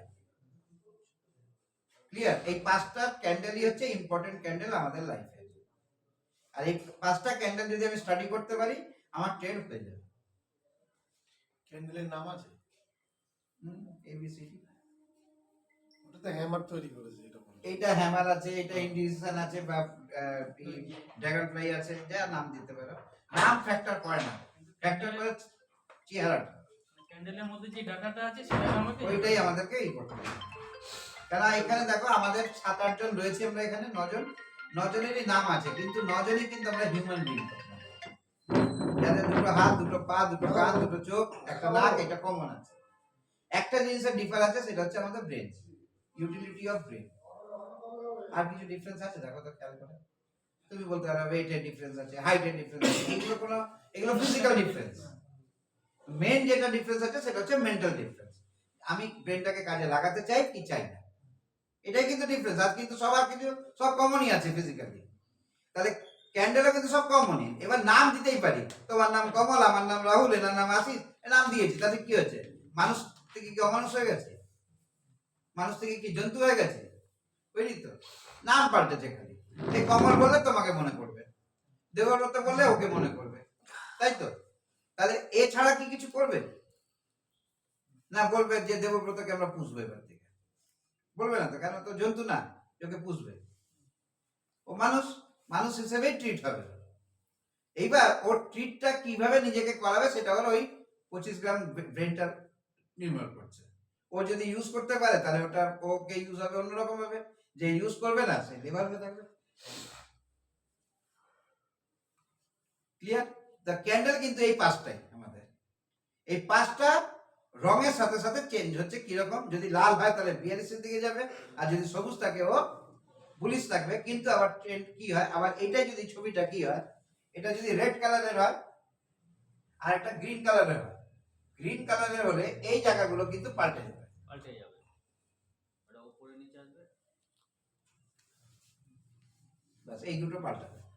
নরমালি এগুলো সব কমন থাকবে। চিত্র কি বুঝতে পারলে? হ্যাঁ স্যার। আর বলবে না তো স্যার? না, আমি লিখে নিচ্ছি। না বলবে না তো, দেখলে স্যার উঠছে উঠছে উঠছে পড়ছে পড়ছে পড়ছে। না, এবার এইটা দেখে অনেকটা অ্যানালাইসিস করতে হবে। যদি এটা রেড হতো তাহলে মার্কেট কালারটা পড়বে, রেড নিচের ধরতো, দিকে তাহলে যাচ্ছে। মার্কেট ওই যে কি হবে বুঝতে পারছে না সেকেন্ড টাইমে। এই যেটা না না, এটা? প্রথমটাই বলছো, প্রথমটা যে ভলিউম ক্রিয়েট করছে, ওটা ভলিউম উঠে আছে, দেখে ওদের দুজন। হ্যাঁ হ্যাঁ ঠিক আছে। ওটা ভলিউম ক্রিয়েট করছে, রেড অথবা গ্রিন হলো, যে কোনো একটা হলো। আমি ধরলাম ওটা রেডি হয়েছে, পরেরটা মার্কেট আমি দেখতে পাচ্ছি কি হবে, উঠবে না নামবে সেটা বোঝা যাচ্ছে না, মানে ওইভাবে দাঁড়িয়ে আছে আপনার না, ওপর এর বলছে। এটা হ্যাঁ, টানছে নিচের দিকে টানছে, সেকেন্ডটা clearly। সেকেন্ডটা এইটা Second. এইটা টানাটানি চলছে এখন এটা market-এ। চলছে থার্ড, কিন্তু ও তখন সেল জোন মানে নিয়ে নিল। যেটাকে আমরা বলি সাইড ওয়েজ চলে না মার্কেট, এই সাইড ওয়েজ চলে। কি করবো বুঝতে পারছি না, তখন পরের ক্যান্ডেলটা কিন্তু অলরেডি সেল জোনে এসে গেল, মানে সেল নিতে নেওয়ার মানে মতো। বায়ারে কন্ট্রোল শেষ হচ্ছে, হ্যাঁ, বাইটা কনসেন্ট। এখানে সেলারে কন্ট্রোল শেষ হচ্ছে। হ্যাঁ, এবার এটা যদি উল্টো হয় তাহলে এটা উল্টো দিতে হতো। স্যার ওইটা স্যার ইনডিসিশন, তাই তো? কি ডিসিশন? ও এখন ডিসিশন নিতে পারছে না মার্কেটে আমি কোন দিকে যাব। ওখানে এবার 2-3 চড় মারলো উপরের দিকে গেল, যদি চড় মারলো নিচের দিকে চলে আসলো। এরকম সিচুয়েশন থাকলে তখন ট্রেড না নেওয়াই ভালো, মানে কোন দিকে যাচ্ছে মার্কেট বোঝা যাচ্ছে না। তাহলে ক্যান্ডেলের পার্ট ক্লিয়ার? হয়েছে মোটামুটি। স্যার এই ওয়াইফাইটা কাজ করছে না, মাঝে মাঝে অফ হয়ে যাচ্ছে।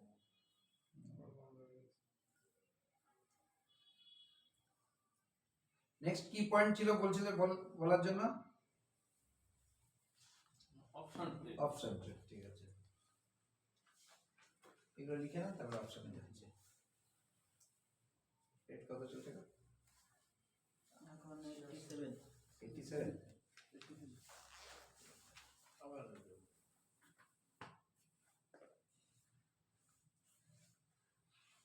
দেখা হয়ে গেছে সবার?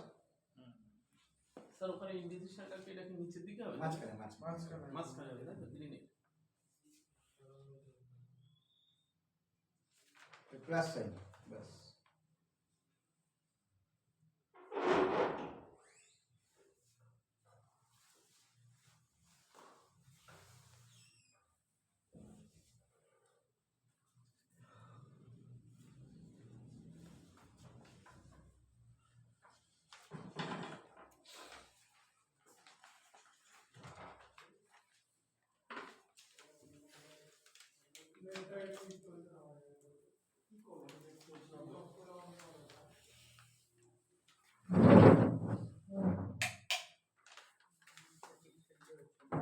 ঠিকঠাক হচ্ছে না।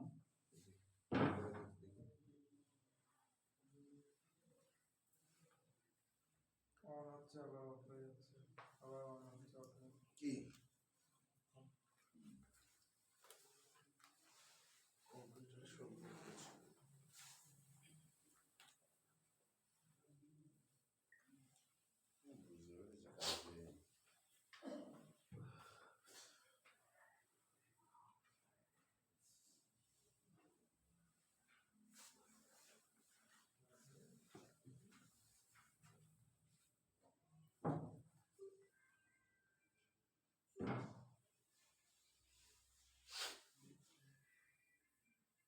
হ্যালো, বলছি কি কেবলে খুব ডিস্টারবেন্স করছে আজকে।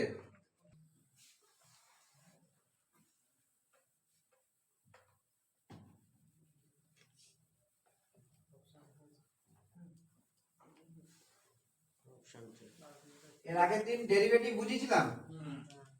ডেরিভেটিভে কি কি বুঝিয়েছিলাম? ঠিক তো ছিল ক্লাসে? না স্যার, ফিউচার আর ফিউচার আর option. Call by call put. Future আর ক্যাশের মধ্যে কি তফাৎ দেবব্রত? ফিউচার আর ক্যাশের মধ্যে কি তফাৎ?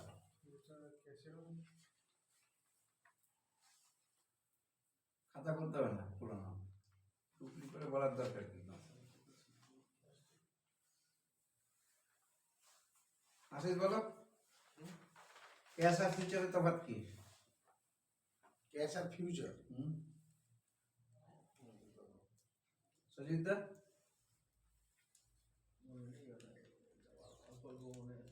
ওই অল্প অল্পটাই বলেন।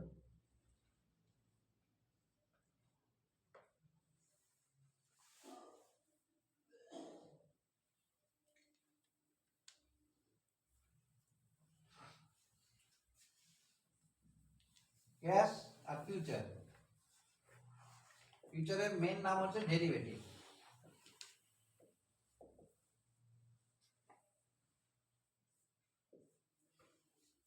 ক্যাশ মানে হচ্ছে গিয়ে ওনারশিপ। মনে পড়ছে কথাটা বলেছিলাম? ক্যাশে ট্রেড করা মানে হচ্ছে ওনারশিপ নেওয়া, আর ফিউচার মানে হচ্ছে কন্ট্রাক্ট, তাই না? এটা হচ্ছে গিয়ে ক্যাশ মানে হচ্ছে ওনারশিপ, আর এটা হচ্ছে কন্ট্রাক্ট। এই দুটোর মধ্যে তফাৎ কি? ওনারশিপ মানে মালিকানা, এটা তো আমি বাংলা বুঝি, এটা বাংলা জিজ্ঞেস করিনি। আর ফিউচার মানে কন্ট্রাক্ট ওনার কাছে আমি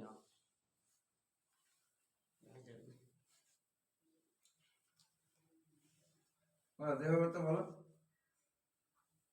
ক্যাশ ইনভেস্ট করতে ফিউচারের জন্য ভাবতে হবে। খাতা টাতা কিছু খোলো না ভাই, আজকে মঙ্গলবার চলে আসছি, পয়সা দিয়ে রেখেছি, কি করবো? দুপুরে ঘুমানোর টাইম আছে, আরো ডেকে নেয়।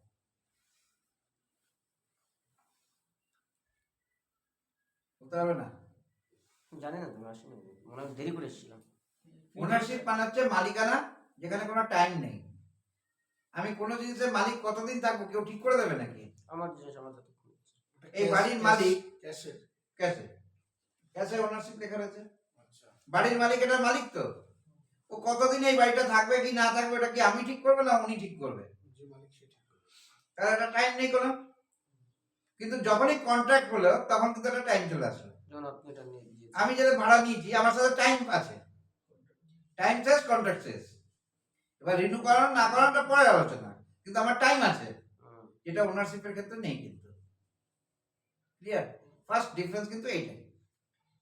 সেকেন্ড হচ্ছে যখন আমি মালিকানা নিচ্ছি তাহলে আমাকে সব টাকাই দিতে হবে, তাই নাকি? যখন আমি কন্ট্রাক্টে আছি আমি কি এই বাড়ির বিল্ডিং এর ভাড়া দিচ্ছি? আমি কিন্তু যেটুকু টাকা ব্যবহার করছি তার একটা ভাড়া দিচ্ছি, তাহলে একটা প্রিমিয়াম দিচ্ছি ওনাকে। কত টাকা? এই বাড়িটার দাম 1 কোটি টাকা, 3 তলা আছে মানে 30 লাখ 30 লাখ 30 লাখ। তাহলে আমাকে এই 2 বছর থাকার জন্য, এটা ধরলাম আমি 30 বছর থাকবে, তাহলে 1 লাখ করে থাকা উচিত। 1 লাখ 1 লাখ 2 বছরে 2 লাখ টাকা দেওয়া উচিত। কেন দিচ্ছি? বাড়িটা কিন্তু ওনারই থাকবে, কিন্তু এটা ভাড়া বাবদ আমি দিচ্ছি আমার প্রিমিয়াম হিসাবে, তাহলে ফিউচারটা প্রিমিয়ামে চলে। ক্লিয়ার করতে পারলাম? আর ওনারশিপটা পুরো ক্যাশ পয়সা চলে, পুরো টাকা দিয়ে চলবে। তুমি কোনো বাড়ি নেবে, এই কম্পিউটার নেবে, যা নেবে, এটা পুরো টাকা দিতে হবে তোমাকে ওনারশিপ নামে। আর ভাড়া নিয়ে আসলাম, দাদা আপনারটা দেন, 3 দিন ভাড়া দেবো, একটু চালাতে দেন। তাহলে এটা টাইম হয়ে গেল, কন্ট্রাক্ট হয়ে গেল, তখন এটা রেন্টে বা একটা ছোট প্রিমিয়ামের উপরে চলবে। তাহলে এটাতে হাই চার্জ,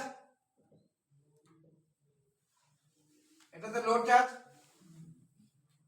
কি ঠিক না? এটাতে ফুল ক্যাপিটাল, এটাতে পার্সিয়াল ক্যাপিটাল।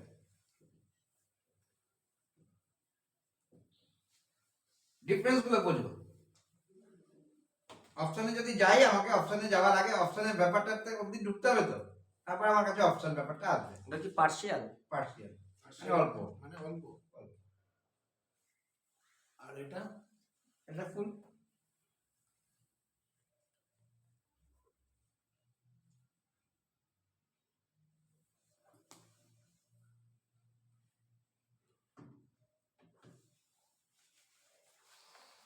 ফুল ক্যাপিটাল, তাই তো?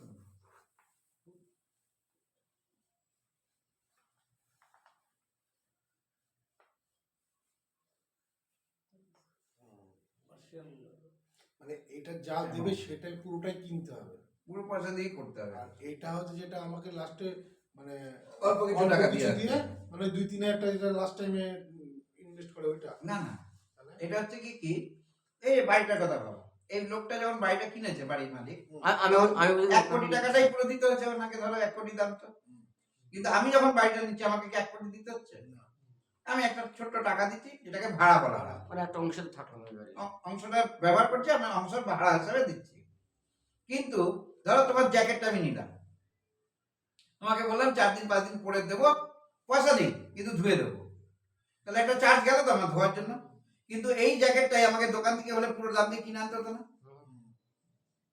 এটা যে কোনো ক্ষেত্রেই হয়। এটা কি আছে, যখনই তুমি কন্ট্রাক্টে যাচ্ছ তখন একটা ছোট্ট টাকা দিতে হবে, আর যখন তুমি ক্যাশে আসছো তখন কিন্তু পুরো টাকা দিয়ে গল্প করতে হবে। আচ্ছা, ওটা পুরোটা গেলে মালিকানা নিতে হবে, আর এটা গেলে রেন্টে যেতে হবে। মানে তোমার মালিকানা আসবে না। বুঝেছো? ক্লিয়ার হয়ে গেছে? এবার ফিউচারে মানুষ আসে কেন? কারণ মালিকানাই পাবো না, তাহলে আমি ফিউচারে আসবো কেন? আমার ক্যাপাবিলিটি নেই পুরো টাকা দেওয়ার, 1 নম্বর পয়েন্ট। আমি এই বাড়ি কেনার ক্ষমতায় রাখি না 1 কোটি টাকা দিয়ে, তাহলে আমাকে ভাড়াতে আসতেই হবে। কি তাহলে আমি ফিউচারে আসলাম। সেকেন্ড হচ্ছে কি আমি ক্যাপিটাল লাগাতেই চাই না, আমি এত কলেজে থাকবো না, আমি রাজারহাট যেতে চাই এখন কিছুদিনের জন্য, ইউনিভার্সিটিতে পড়ছি বলে আমি এখানে আছি।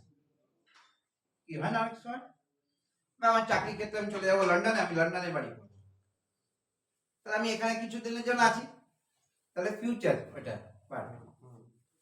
এইবার দেখা গেল কি মার্কেটে যারা ব্যবসা করে, কোনো ব্যবসায়ী আছে যে 2 টাকার মাল 5 টাকায় কিনে বেচতে চায়?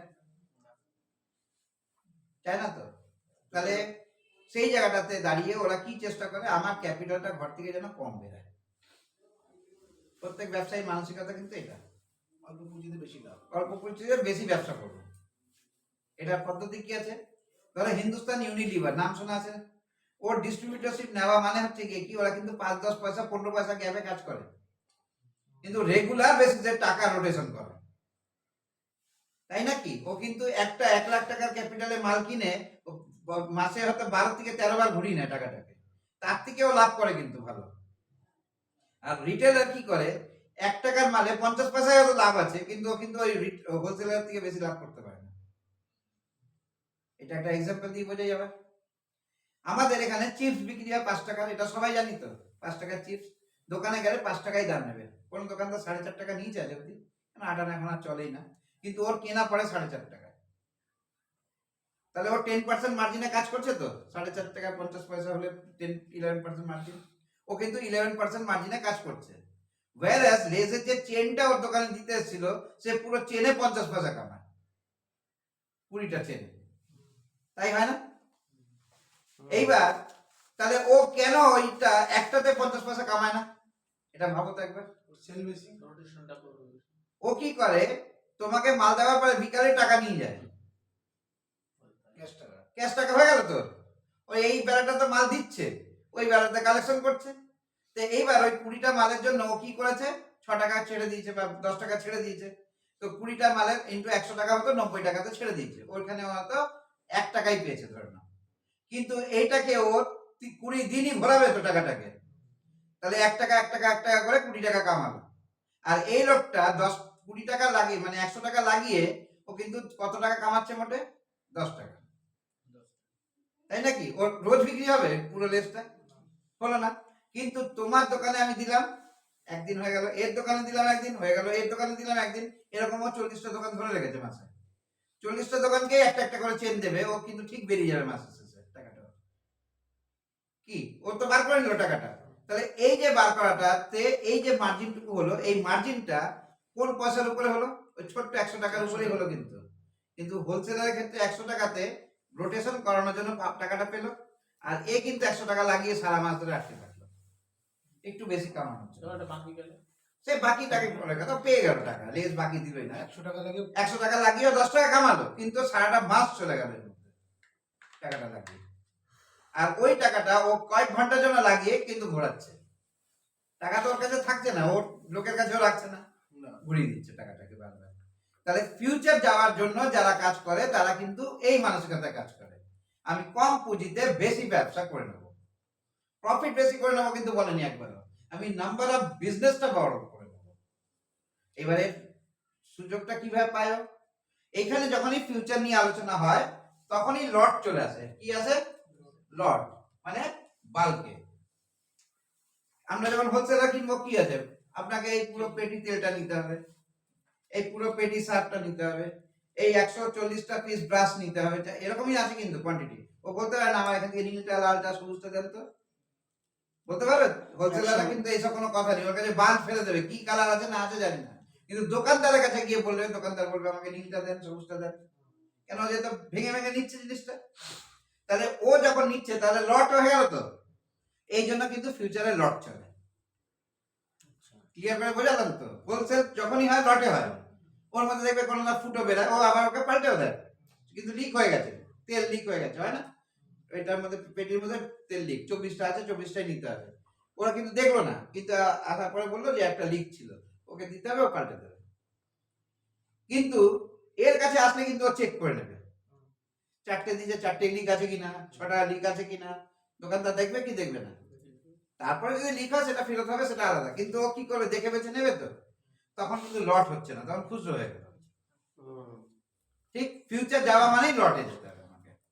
এবার লট মানে হচ্ছে অনেকগুলো জিনিস, তা টাকাটাও তো অনেক লাগবে। সেই ক্ষেত্রে কি হয়, দেখা গেল রিলায়েন্সের শেয়ার এখন 1500 টাকা আছে ধরো, যদি ওকে বলা হয় 500টা শেয়ার কিনতে হবে, তাহলে ওর কত টাকা পুঁজি লাগছে? 7.5 লাখ টাকা, তাই তো? এবার 7.5 লাখ টাকা লাগিয়ে ওকে প্রফিট করতে হবে। whereas ফিউচারে গেলে ওর এটা লাগবে কত? 7.5 লাখ টাকাই হবে ইন্টু 12%।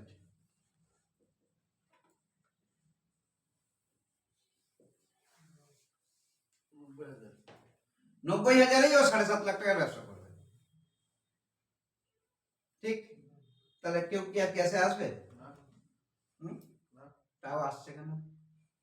লং টাইম ইনভেস্টমেন্টের জন্য, লং টাইম না না, না, এটা ওটা ব্যাপার টাইম আছে। আছে না, টাইম আছে। এইবার এটা তো এই যে কন্ট্রাক্ট মানে টাইম তো, হ্যাঁ, আমার সাথে টাইমের চুক্তি হয়েছে, 3 মাসের বেশি আমি টাইম পাবোই না।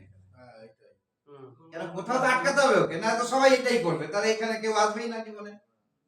ওটাই তো আমি বললাম, তো লং টাইম এটা লং টাইম মানে ওর আমার টাইম নেই তো, হ্যাঁ, আমি বালি কিনেছি, আমি যেদিন ইচ্ছা বেচবো, রেখে দিলাম, লং বেচবো কি টাইম বেচবো না আমার কাছে। রিটার্ন দিয়ে যাবে।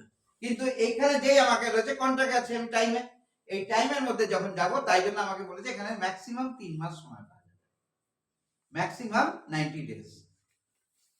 তোমাকে যা করতে হবে 90 দিনের মধ্যে গল্প গুছিয়ে নাও। ক্লিয়ার? তাহলে যখনই ও ফিউচারের উপরে কাজ চলে তখনই একটা কাজ চলে, সেটা হচ্ছে স্পেকুলেশন। দারুণ লাগছে তো এটা। আচ্ছা পরীক্ষা দিচ্ছিল তো এটা। আচ্ছা আচ্ছা।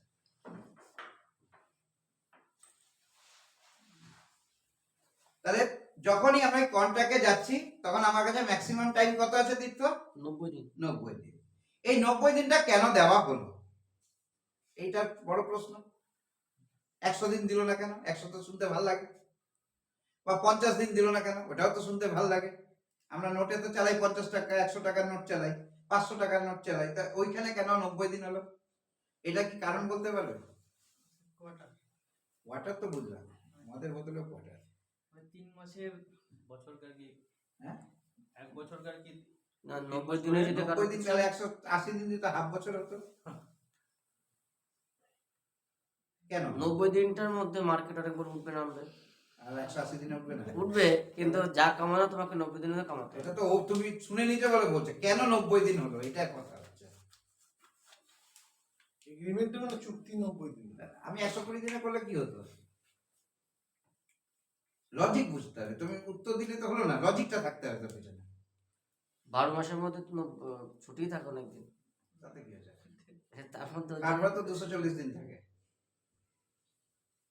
60 দিন test করতে করে হয় না। বলে করেছে। মনে করো বলেছিলাম এর আগের দিন যারা যারা ক্লাসে ছিল, আমাদের চাষাবাদ সব 3-4 মাসের মধ্যে চলে না? হ্যাঁ, এটা তো চাষবাস 3-4 মাসে চলে। বলেছিলাম কথাটা, এবার মনে পড়ছে? যে কোনো বিজনেস একটা সিজনের উপরে চলে। হুম। ছাতা বর্ষাকাল কতদিন চলবে? 3 মাস। 3 মাস। গরমকালে এই জ্যাকেট আমাদের কম মাস চলবে? 3 মাস। এইটাই 90 দিনের ক্যালকুলেশন। বিজনেসের একটা পিরিয়ড আছে 90 দিন, সাইকেল এটাকে বলা হয়। আজকে তুমি যদি জ্যাকেট নিয়ে ব্যবসা করো, তুমি এপ্রিলেও করতে পারো, কিন্তু তোমার কাছে খরিদ্দার না। কি থাকবে? কি যেটা ডিসেম্বর মাসে খরিদ্দার থাকবে, নভেম্বরের শেষে থাকবে, জানুয়ারির মধ্যে থাকবে, সেটা তুমি এপ্রিলে পাবে খরিদ্দার? তুমি 50% করে দাও, তাও খরিদ্দার পাবে না। কেন? লোকের ব্রেনের কাজ করে সেই নভেম্বর মাসে লাগবে, এত বড় একটা জায়গা নিয়ে আটকে রাখবো, ইঁদুরে খেয়ে নেবে, কিছু খাবে, এইগুলো তো ব্রেনে কাজ করছে। বুঝা গেল? সাইকেলটা চলে 90 দিনের, এই জন্য যে কোনো অপশন মানে আমাদের ফিউচার ট্রেডিংটা 90 দিন টাইমটা দিয়ে দিচ্ছে। এই পয়েন্টটা লিখুন আগে লজিকের সাথে।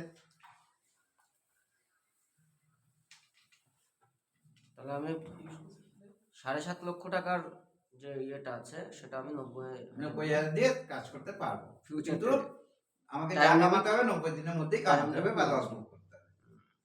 আর লট সাইজ হিসেবে ইয়ে হবে।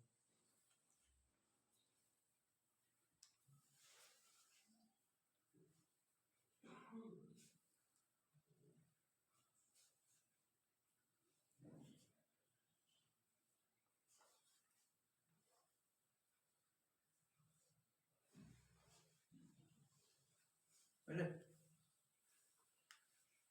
90 দিন হয়ে গেছে, লটও হয়ে গেল। এইবার 3 মাসের গল্প। সবাই এসে বলবেন আমি 3 মাসেরটাই নেবো। হুম। কেউ বলবে আমি আগে নেবো, একদিন পরেরটা নেবো, 2 দিন পরে নেবো। তাহলে 3 মাসটা কবে থেকে ক্যালকুলেট হবে? যেদিন থেকে নেওয়া হবে সেদিন থেকে। তারপর থেকে শুরু হবে। ডেট ভাবো, তুমি এসে আজকে 13 তারিখে এসে বলে আমি রিলায়েন্স 90 দিনের জন্য নেবো, ঠিক আছে। যখন যেরকম হবে। এবার তোমার সাথে আশিসের কথা হচ্ছে 11 দিন পরে ধরো। হুম। আমি বললাম, দারুণ তো, আমি তো এটা জানতাম না। ও গিয়ে বলে আমি 3 মাসের জন্য হবে। কিন্তু 3 মাসের দিন পাবে না তো, 11 দিন পিছিয়ে গেল তো। ও তো আগে পেয়ে নিয়েছে। যে পরে নেবে, পরে যে নেবে, নিয়েছে। সে তাহলে 11 11 দিন পিছলো, তাহলে হ্যাঁ। ডেটটা কবে থেকে ঠিক হবে? ডেটটা ঠিক ও যে হবে ঠিক টাইমে নিচের গ্যারান্টি কি? যখন যে ও তো সবজি 7 দিন ওঠে না, আগ পরে শুনেছে এই নিত্যর কাছ থেকে। সর্ষে ধরো কখন ওঠে? ফেব্রুয়ারিতে। ওইভাবে না, তাহলে ডেট প্রত্যেক মাসেই থাকে, ঠিক আছে? তো এই টাইমটা প্রত্যেক মাসেই থাকে। কিরকম? আমি যখন ঘর ভাড়া নেব, আমি ফেব্রুয়ারিতে এসে মালিকের সাথে কথা বললাম, তবে থেকে আমার এগ্রিমেন্ট শুরু হবে তো।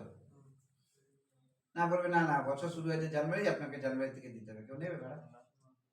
নেবে না। এবার আমার পছন্দ হলো না, ফেব্রুয়ারিতে কথাটা বললাম, আমি ফেব্রুয়ারিতে নেবো বলে আসলাম, কিন্তু আমার সাথে বনাবনি হলো না। আশিসের সাথে মার্চ মাসে কথা হচ্ছে। 3 মাস পিছিয়ে গেল। আর 3 মাস পিছিয়ে গেল। 3 মাস কেন পিছাবে? তুমি মার্চ মাসে এসে কথা বললে, মালিকের সাথে পছন্দ হলো, তুমি বাড়ি নিয়ে নিতে। তাহলে সেই দিন ও কেন বলবে যে আমার জানুয়ারি ফেব্রুয়ারি ভাড়া দিতে হবে? আমার তো ফেলেই রেখেছিলাম। তুমি দেবে কি ওকে? দেবে না তো তুমি ওকে 2 মাসের ভাড়া? না। আর তাহলে তোমাকে ও 2 মাস যেহেতু ঘরটা দেয়নি, তুমি তার ভাড়া দিচ্ছ না। এইবার তোমার সাথে কথা হতে হতে তুমি 1 মাস থাকার পরে তুমি ছেড়ে দিতে পারো যে আমি দাদা থাকবো না, আমার পছন্দ হচ্ছে না, মানে ভূতের আত্মা আসা যাওয়া করছে, আমি থাকবো না। এবার তুমি ছেড়ে দিয়ে চলে গেলে, তবে টাকা কাটাকাটি নিয়ম টিয়ম এই করা হয়ে গেল। এইবার ক্রিসমাসে এপ্রিলে আসলো না, মেতে আসলো না, জুন মাসে যে ঘর ভাড়া চাইবে, চাইতে পারে কি পারে না? তাহলে এই জন্য প্রত্যেক মাসেই এন্ট্রি পয়েন্ট আছে, এটাও তো ক্লিয়ার হলো। তাহলে আমাদের ফিউচারের ক্ষেত্রেও কিন্তু এটাই আছে, এভরি মান্থ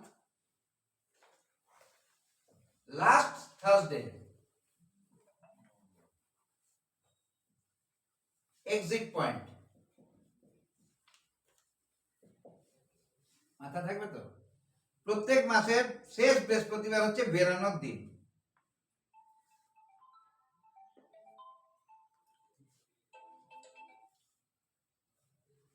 বল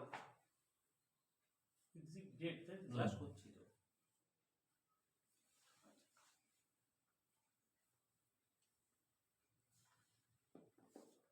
জিজ্ঞেস করো কোথায়, আমরা ক্লাস করছি। Sorry sorry. তাহলে এক্সিট ডেট যখন ঠিক হয়ে গেল, তাহলে এখান থেকে আমার 3 মাস গুনতে বেশিক্ষণ লাগবে না। এইবার আমি এক্সিট ডেটে দাঁড়িয়ে থেকেও গুনতে পারি নিজের দিন, সেটা কিন্তু একই ধরে নেবে সঙ্গে সঙ্গে। আমি এক্সিট ডেট বৃহস্পতিবার, আমি বুধবার মনে করছি যাব, তার মানে দেখি আমার এই মাসটা হয়ে গেল, তারপরে আমার পরের মাসটা, তারপরের মাসটা, বাস এই 3 মাসই পাবো আমি। কিন্তু আমি 90 দিন পেলাম না, যেহেতু আমি একটা শেষ ডেটে এসে ঢুকছি আমি। এইবার আমি যদি এক্সিট ডেটের পর আগে বৃহস্পতিবার, আমি শুক্রবার এন্ট্রি নিচ্ছি, হতে পারে না? সেই ক্ষেত্রে আমি ওই মাসটা কিন্তু আর কাউন্ট হবে না, কাউন্ট হবে আজকে জানুয়ারিতে চলছে, আমাদের জানুয়ারিতে লাস্ট ডেটটা কবে আছে? 29 তারিখে। 29 তারিখে আমাদের এক্সপায়ারি। আমি 30 তারিখে আমি এন্ট্রি নেবো মার্কেটে জানুয়ারি। তাহলে আমি ফেব্রুয়ারি মাসটা পুরো পাবো, মার্চ পাবো, এপ্রিল পাবো লাস্ট অবধি, আর এই দুটো দিন আমি এক্সট্রা পেয়ে গেলাম। লাস্ট বৃহস্পতিবার একটা পরে পেয়ে যে গেলাম। কদিন থাকবে সে কদিন আমি মানে গ্রেস পাবো। গেছে একদিনই পাবো, ওই শুক্রবারটাই পাবো। নরমালি তো পরে পাওয়া যাবে না, কেন 30-31 ডেট হবে, ছুটি হয়ে যাবে। তাহলে যে দিনই নেওয়ার ইচ্ছা হয়, এক্সপায়ারির পরের দিন শুক্রবারে গিয়ে এন্ট্রি করো, তাহলে তুমি পুরো 90টা দিন পাবেই পাবে, ফেব্রুয়ারি মাস যদি না থাকে। কেন ফেব্রুয়ারি তো ক্যালেন্ডারই ডেট নেই, তাহলে আর করা যাবে কি করে? ক্লিয়ার হয়ে গেল? তাহলে 90 দিন ম্যাক্সিমাম নিতে গেলে কি করতে হবে? আমাকে এক্সপায়ারির পরের দিনে এন্ট্রি নিতে হবে মার্কেটে, তাহলে আমি পুরো 90 দিন পাওয়ার জায়গা কনফার্ম থাকে। এইবার ধরে নাও এই লাস্ট বৃহস্পতিবার বলা হয়েছে, কিন্তু লাস্ট বৃহস্পতিবারটা 26শে জানুয়ারি ছুটি, হতে পারে তো? ওটা বুধবার হবে।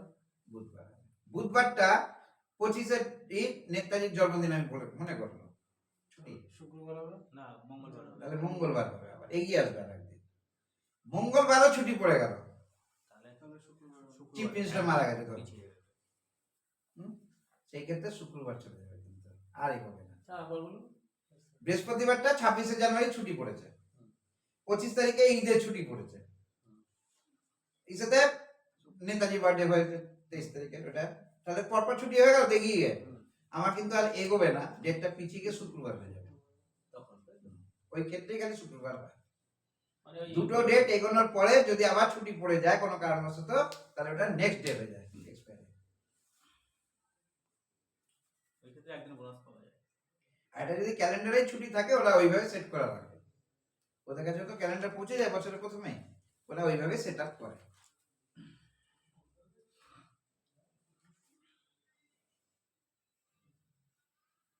টাইম ব্যাপারটা কি ক্লিয়ার হলো?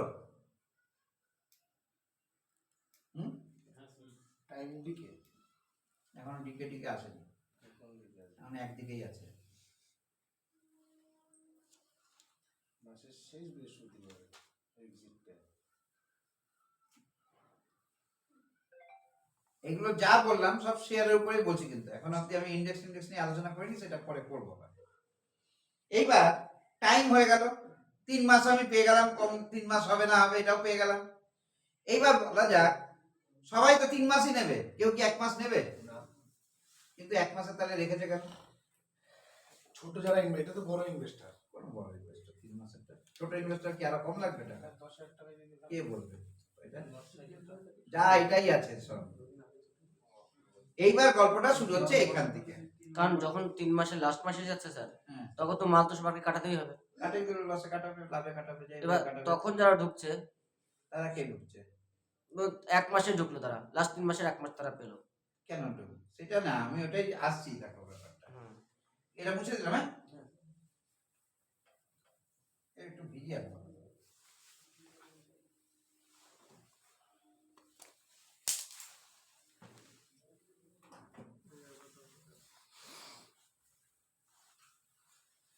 তুমি জিজ্ঞেস কলেজে কবে ভর্তি হলে?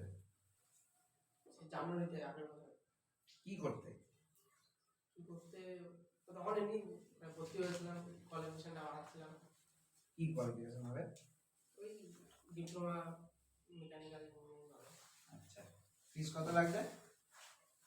ফিস হুম, 2 বছরে 83,000। অল্পই। না, অল্প না, অনেকটা বেশি। 30,000 অনেক বেশি। হ্যাঁ, আর জিজ্ঞেস কলেজে 6 লাখ 8 লাখ দিয়ে পড়ে। ওটা তো স্যার ওই বিটেকের জন্য। হ্যাঁ, আমার তো বিটেক না তোমার ডিপ্লোমা নিয়ে কি কোয়ালিফিকেশন বাড়লো? স্যার, ওই মানে আপনি আগে আইটিআই করা ছিল, হুম, তখন আমি মানে লেবার পোস্টে ছিলাম। হ্যাঁ। তো এরপরে বলে তাহলে সেটা ওই সুপারভাইজার পোস্টে চলে যাবো। আমি ভাবলাম অন্য কিছু। কি বলে তো ভালো হবে, আমার অল্প শিক্ষা, আমার তো শালিরা বলবে ডিপ্লোমা জামাই এসছে।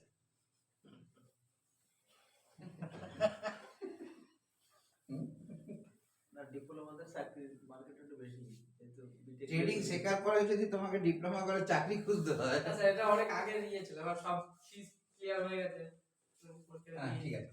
এবার দেখো, টাইমের ব্যাপার যখন হয়ে গেল, first month, second month, third month, তাই তো? আমি জানুয়ারি মাসে দাঁড়িয়ে রয়েছি, ধরো 2-3 তারিখে আমি ডিসিশন নিলাম আমি রিলায়েন্সের এটা কিনবো। তাহলে আমি থার্ড মাসেরটাই কিনবো, এটা তো কনফার্ম। কোনটা কিনবো? জানুয়ারি, ফেব্রুয়ারি, মার্চ? মার্চেরটাই কিনবো। আমি 4th জানুয়ারিতে আমি ঠিক করলাম আমি এই মার্কেটে ফিউচার নিয়ে কাজ করবো। তো 4th জানুয়ারিতে যখন আমি ঠিক করলাম, রোববার, তাহলে আমি সোমবারে কিনলাম গিয়ে 5 তারিখে, তাহলে আমার প্রথমটা আসবে কবে? 29শে জানুয়ারি। তারপরটা কবে আসবে? 26শে ফেব্রুয়ারি। তারপরটা কবে আসবে? মার্চে, 26শে মার্চ। ঠিক, আমি 5 তারিখে এন্ট্রি নিচ্ছি জানুয়ারি মাসে, আমি এই 3টে ডেটের এক্সপায়ারি পাবো।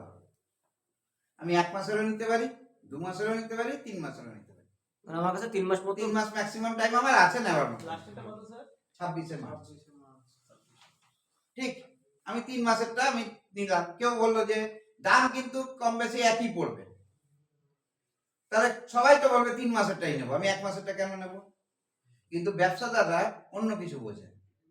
কি বোঝে? এবার দেখো, আমরা কখনো ভাবি না যে 1 লাখ টাকা নিলাম, 4 টাকা সুদ দেবো, খুব দরকার 5 টাকা সুদ দেবো, রাজি হয়ে যাই না আমরা, আবার 10 টাকা সুদ দেবো। মারওয়াড়িদের ক্ষেত্রে কিন্তু এই গল্পটা অন্যরকম। ওরা প্রথমে বলে দিনে হবে, পার ডে পার ডে বলে না, ওরা সুদ আসার সময় শোধ করে দেবে।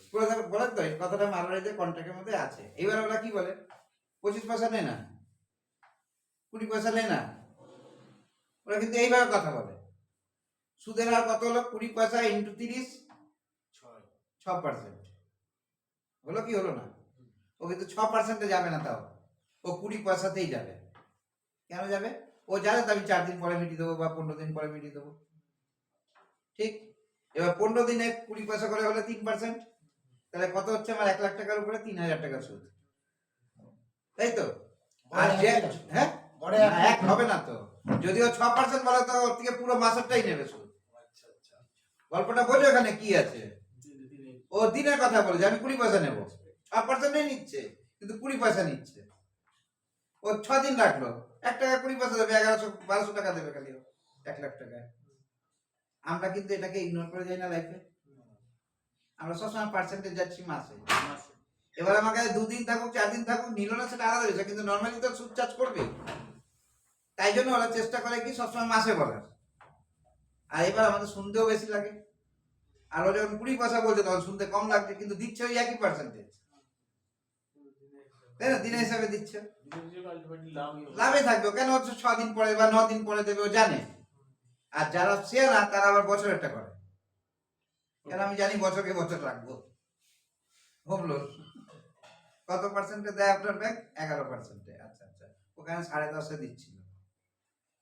খেয়াল করো, জিনিসগুলোকে কখনো ক্যালকুলেট করেছে লাইফে? তাহলে 12,000 কম দিয়েছেন না? তাহলে এইবার রিলায়েন্সের দাম 1500 টাকা বাজারে, ক্যাশ মার্কেট। হ্যাঁ,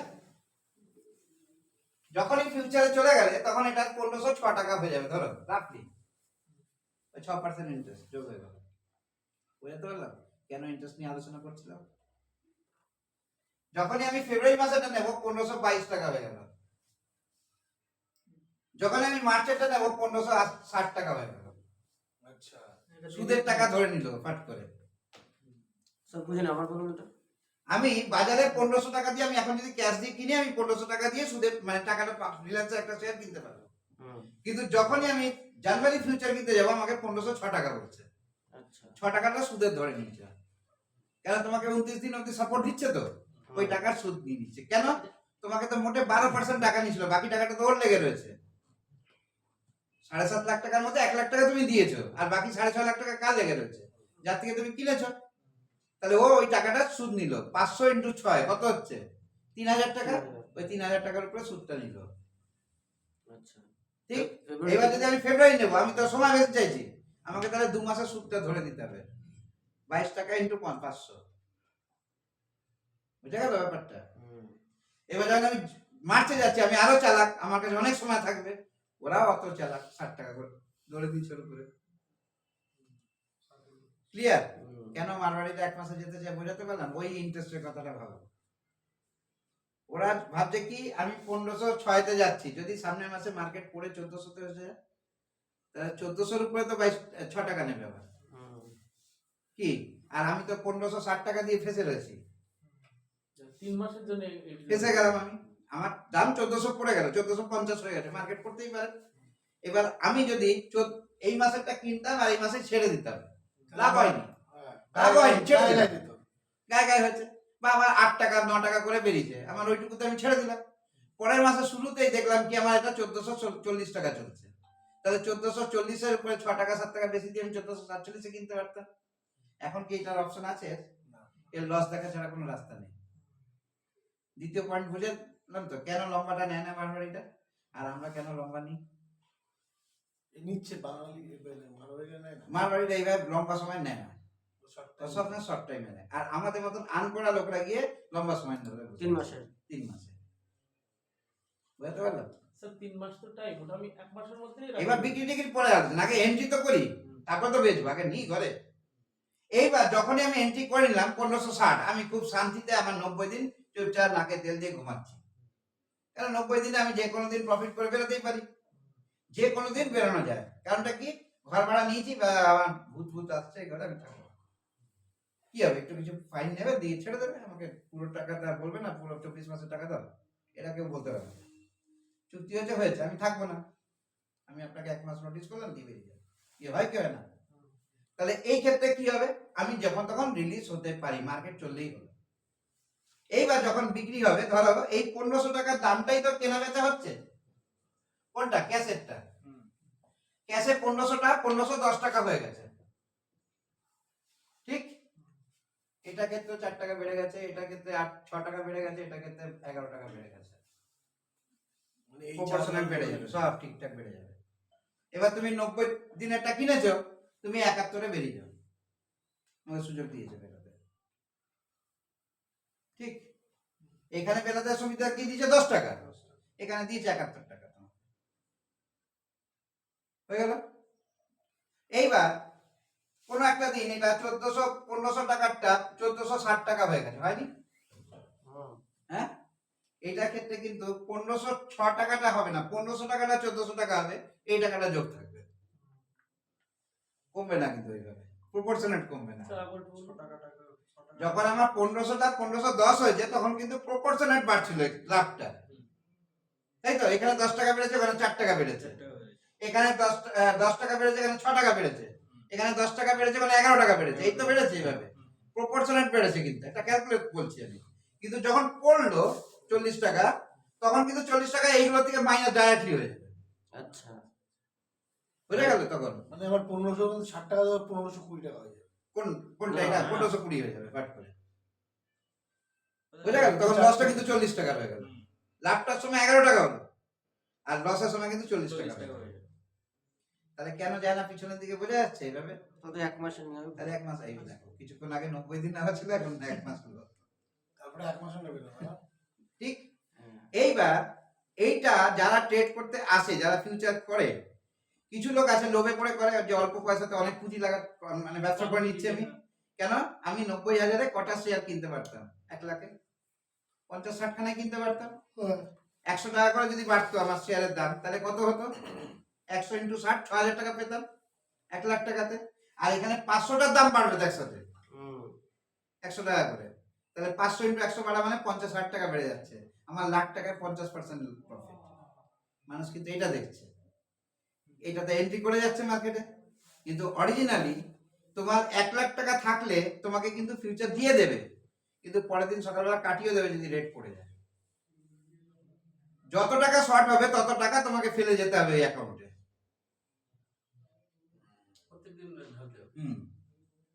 তাহলে এই ঢালাটা একটা চাপের ব্যাপার হলো কি হলো না?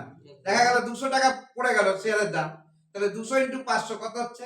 1 লাখ টাকা। 1 লাখ টাকা পড়তে হবে, তখন কিন্তু ওই প্রপোর্শনাল পড়তে হবে না, যেইটুকু টাকা কমছে মার্কেট প্রাইসের সাথে সেইটুকু টাকা তোমাকে অ্যাকাউন্টে ঢুকিয়ে দিতে হবে। আমার কমপ্লিট করতে হবে account। হ্যাঁ, ও রিস্ক নেবে না, তোমাকে সুবিধা দিয়েছে ঠিকই, কিন্তু রিস্ক নেবে না। তাহলে তোমাকে 1 লাখ টাকার মধ্যে গিয়ে তুমি রিলায়েন্স ঢুকে গেলে আর 7.5 লাখ টাকা জিনিস কিনে বসে থাকলে, এই সুযোগ কিন্তু দিচ্ছে না তোমাকে। এই সুযোগটা কাদের দিচ্ছে? যারা এই বিজনেসটা বোঝে সঠিক, বুঝতে পারছো? এই কারণবশত শেয়ার মার্কেটে ম্যাক্সিমাম লোক লস করে। ও ঢোকাটা ঢুকে গেছে তো, এই খুব সস্তায় পেয়ে গেছি, তো টিকে থাকতে পারছে না তো আর। সমস্যাগুলো এই জায়গাটাতে হয় বলেই শেয়ার মার্কেটে লস করে ম্যাক্সিমাম। ক্লিয়ার হয়ে গেল একটু পার্টটা? যে আমি যে এন্ট্রি করে যাবো ফিউচার সস্তায় পাচ্ছি বলে, এটা কিন্তু বোকামি। তোমাকে ক্যালকুলেটিভ হতে হবে যে তুমি এখান থেকে প্রফিট করে বা লস করে কতটা লস করে বেরোতে পারো। আর আমরা কি করি, সবসময় ভাবি যে আর 10 টাকা করে উঠলেই তো 5,000 টাকা লাভ হয়ে যাবে, বেরিয়ে যাবে। 1 লাখ টাকা 5,000 টাকা লাভ মানে অনেক লাভ, আমরা এইটা ভাবি। কিন্তু সবসময় কখনো ভাবি না 10 টাকা পড়ে গেলে আমাকে আবার 50,000 টাকা ঢোকাতে হবে। যেই ঢোকাতে পারবে না মাল কাটিয়ে দেবে, আর যখন মাল কাটিয়ে দেবে তোমার ব্যালেন্সে দেখাবে 40,000 টাকা, কেন এই 50,000 টাকা অ্যাডজাস্ট হয়ে যাবে লসটা, সঙ্গে সঙ্গে তোমার ক্যাপিটাল হয়ে গেল 1 লাখ টাকা দিয়ে 40,000। কিছু বোঝার আগে কম পুঁজিতে স্যার কোয়ালিটি ভালো, না, এখনো কল্পতে যা দেখবে ওটাও ভালো না। গেলে কমে যাবে, আর ওখানে তো তোমাকে সবসময় দিয়েই যেতে হবে, দিয়েই যেতে হবে, মানে ব্যাংকে দাঁড়িয়ে থাকতে হবে, ট্রান্সফার না। তারপরে তো মানুষ ফিউচার ট্রেড করছে। ওই জন্য লসে করছে তো maximum। আমরা বড় লোককে দেখি কি করতে হবে, সিরিজ গাড়িতে যাচ্ছে, চলো আমার একটা গাড়ি কেনার শখ হলো, নে কেন একেবারে কি ফরচুনার, ফরচুনার ইনস্টলমেন্ট আনতে পারছে না, বারকে তো নিয়ে নিয়েছে তখন ফরচুনার 50 লাখ টাকা, এবার ইনস্টলমেন্টে তো এরকমই আসবে ওর। কার সাথে? আমার পাশের বাড়ির লোকের মার্সিডিজ আছে। আরে ওর সোর্স অফ ইনকামটা দেখো আগে। আর তুমি কোনো জায়গা থেকে গিফট পাচ্ছ, গিফটে কি হচ্ছে, তোমাকে 2 লাখ টাকাই দিয়েছিল গাড়ি, বাকি টাকা তো তোমাকেই ভরতে হবে। ওই 2 লাখ টাকা তুমি টপ কিনে নিলে 50 লাখে, চাপ হয়ে গেল শুরু। তারপরে 3 মাস পরে গাড়ি নিয়ে কেন তুলে নিয়ে চলে গেছে, কি হচ্ছে না এরকম? তো এই যে জায়গাটা, যখনই আমি ফিউচারে ট্রেড করতে যাব, আমাকে স্পেকুলেটিভ হতে হবে। নতুন একটা ওয়ার্ড আসলো এবার, কিন্তু স্পেকুলেশন। স্পেকুলেশন মানে দূরের জিনিসটাকে এখন দেখতে হবে,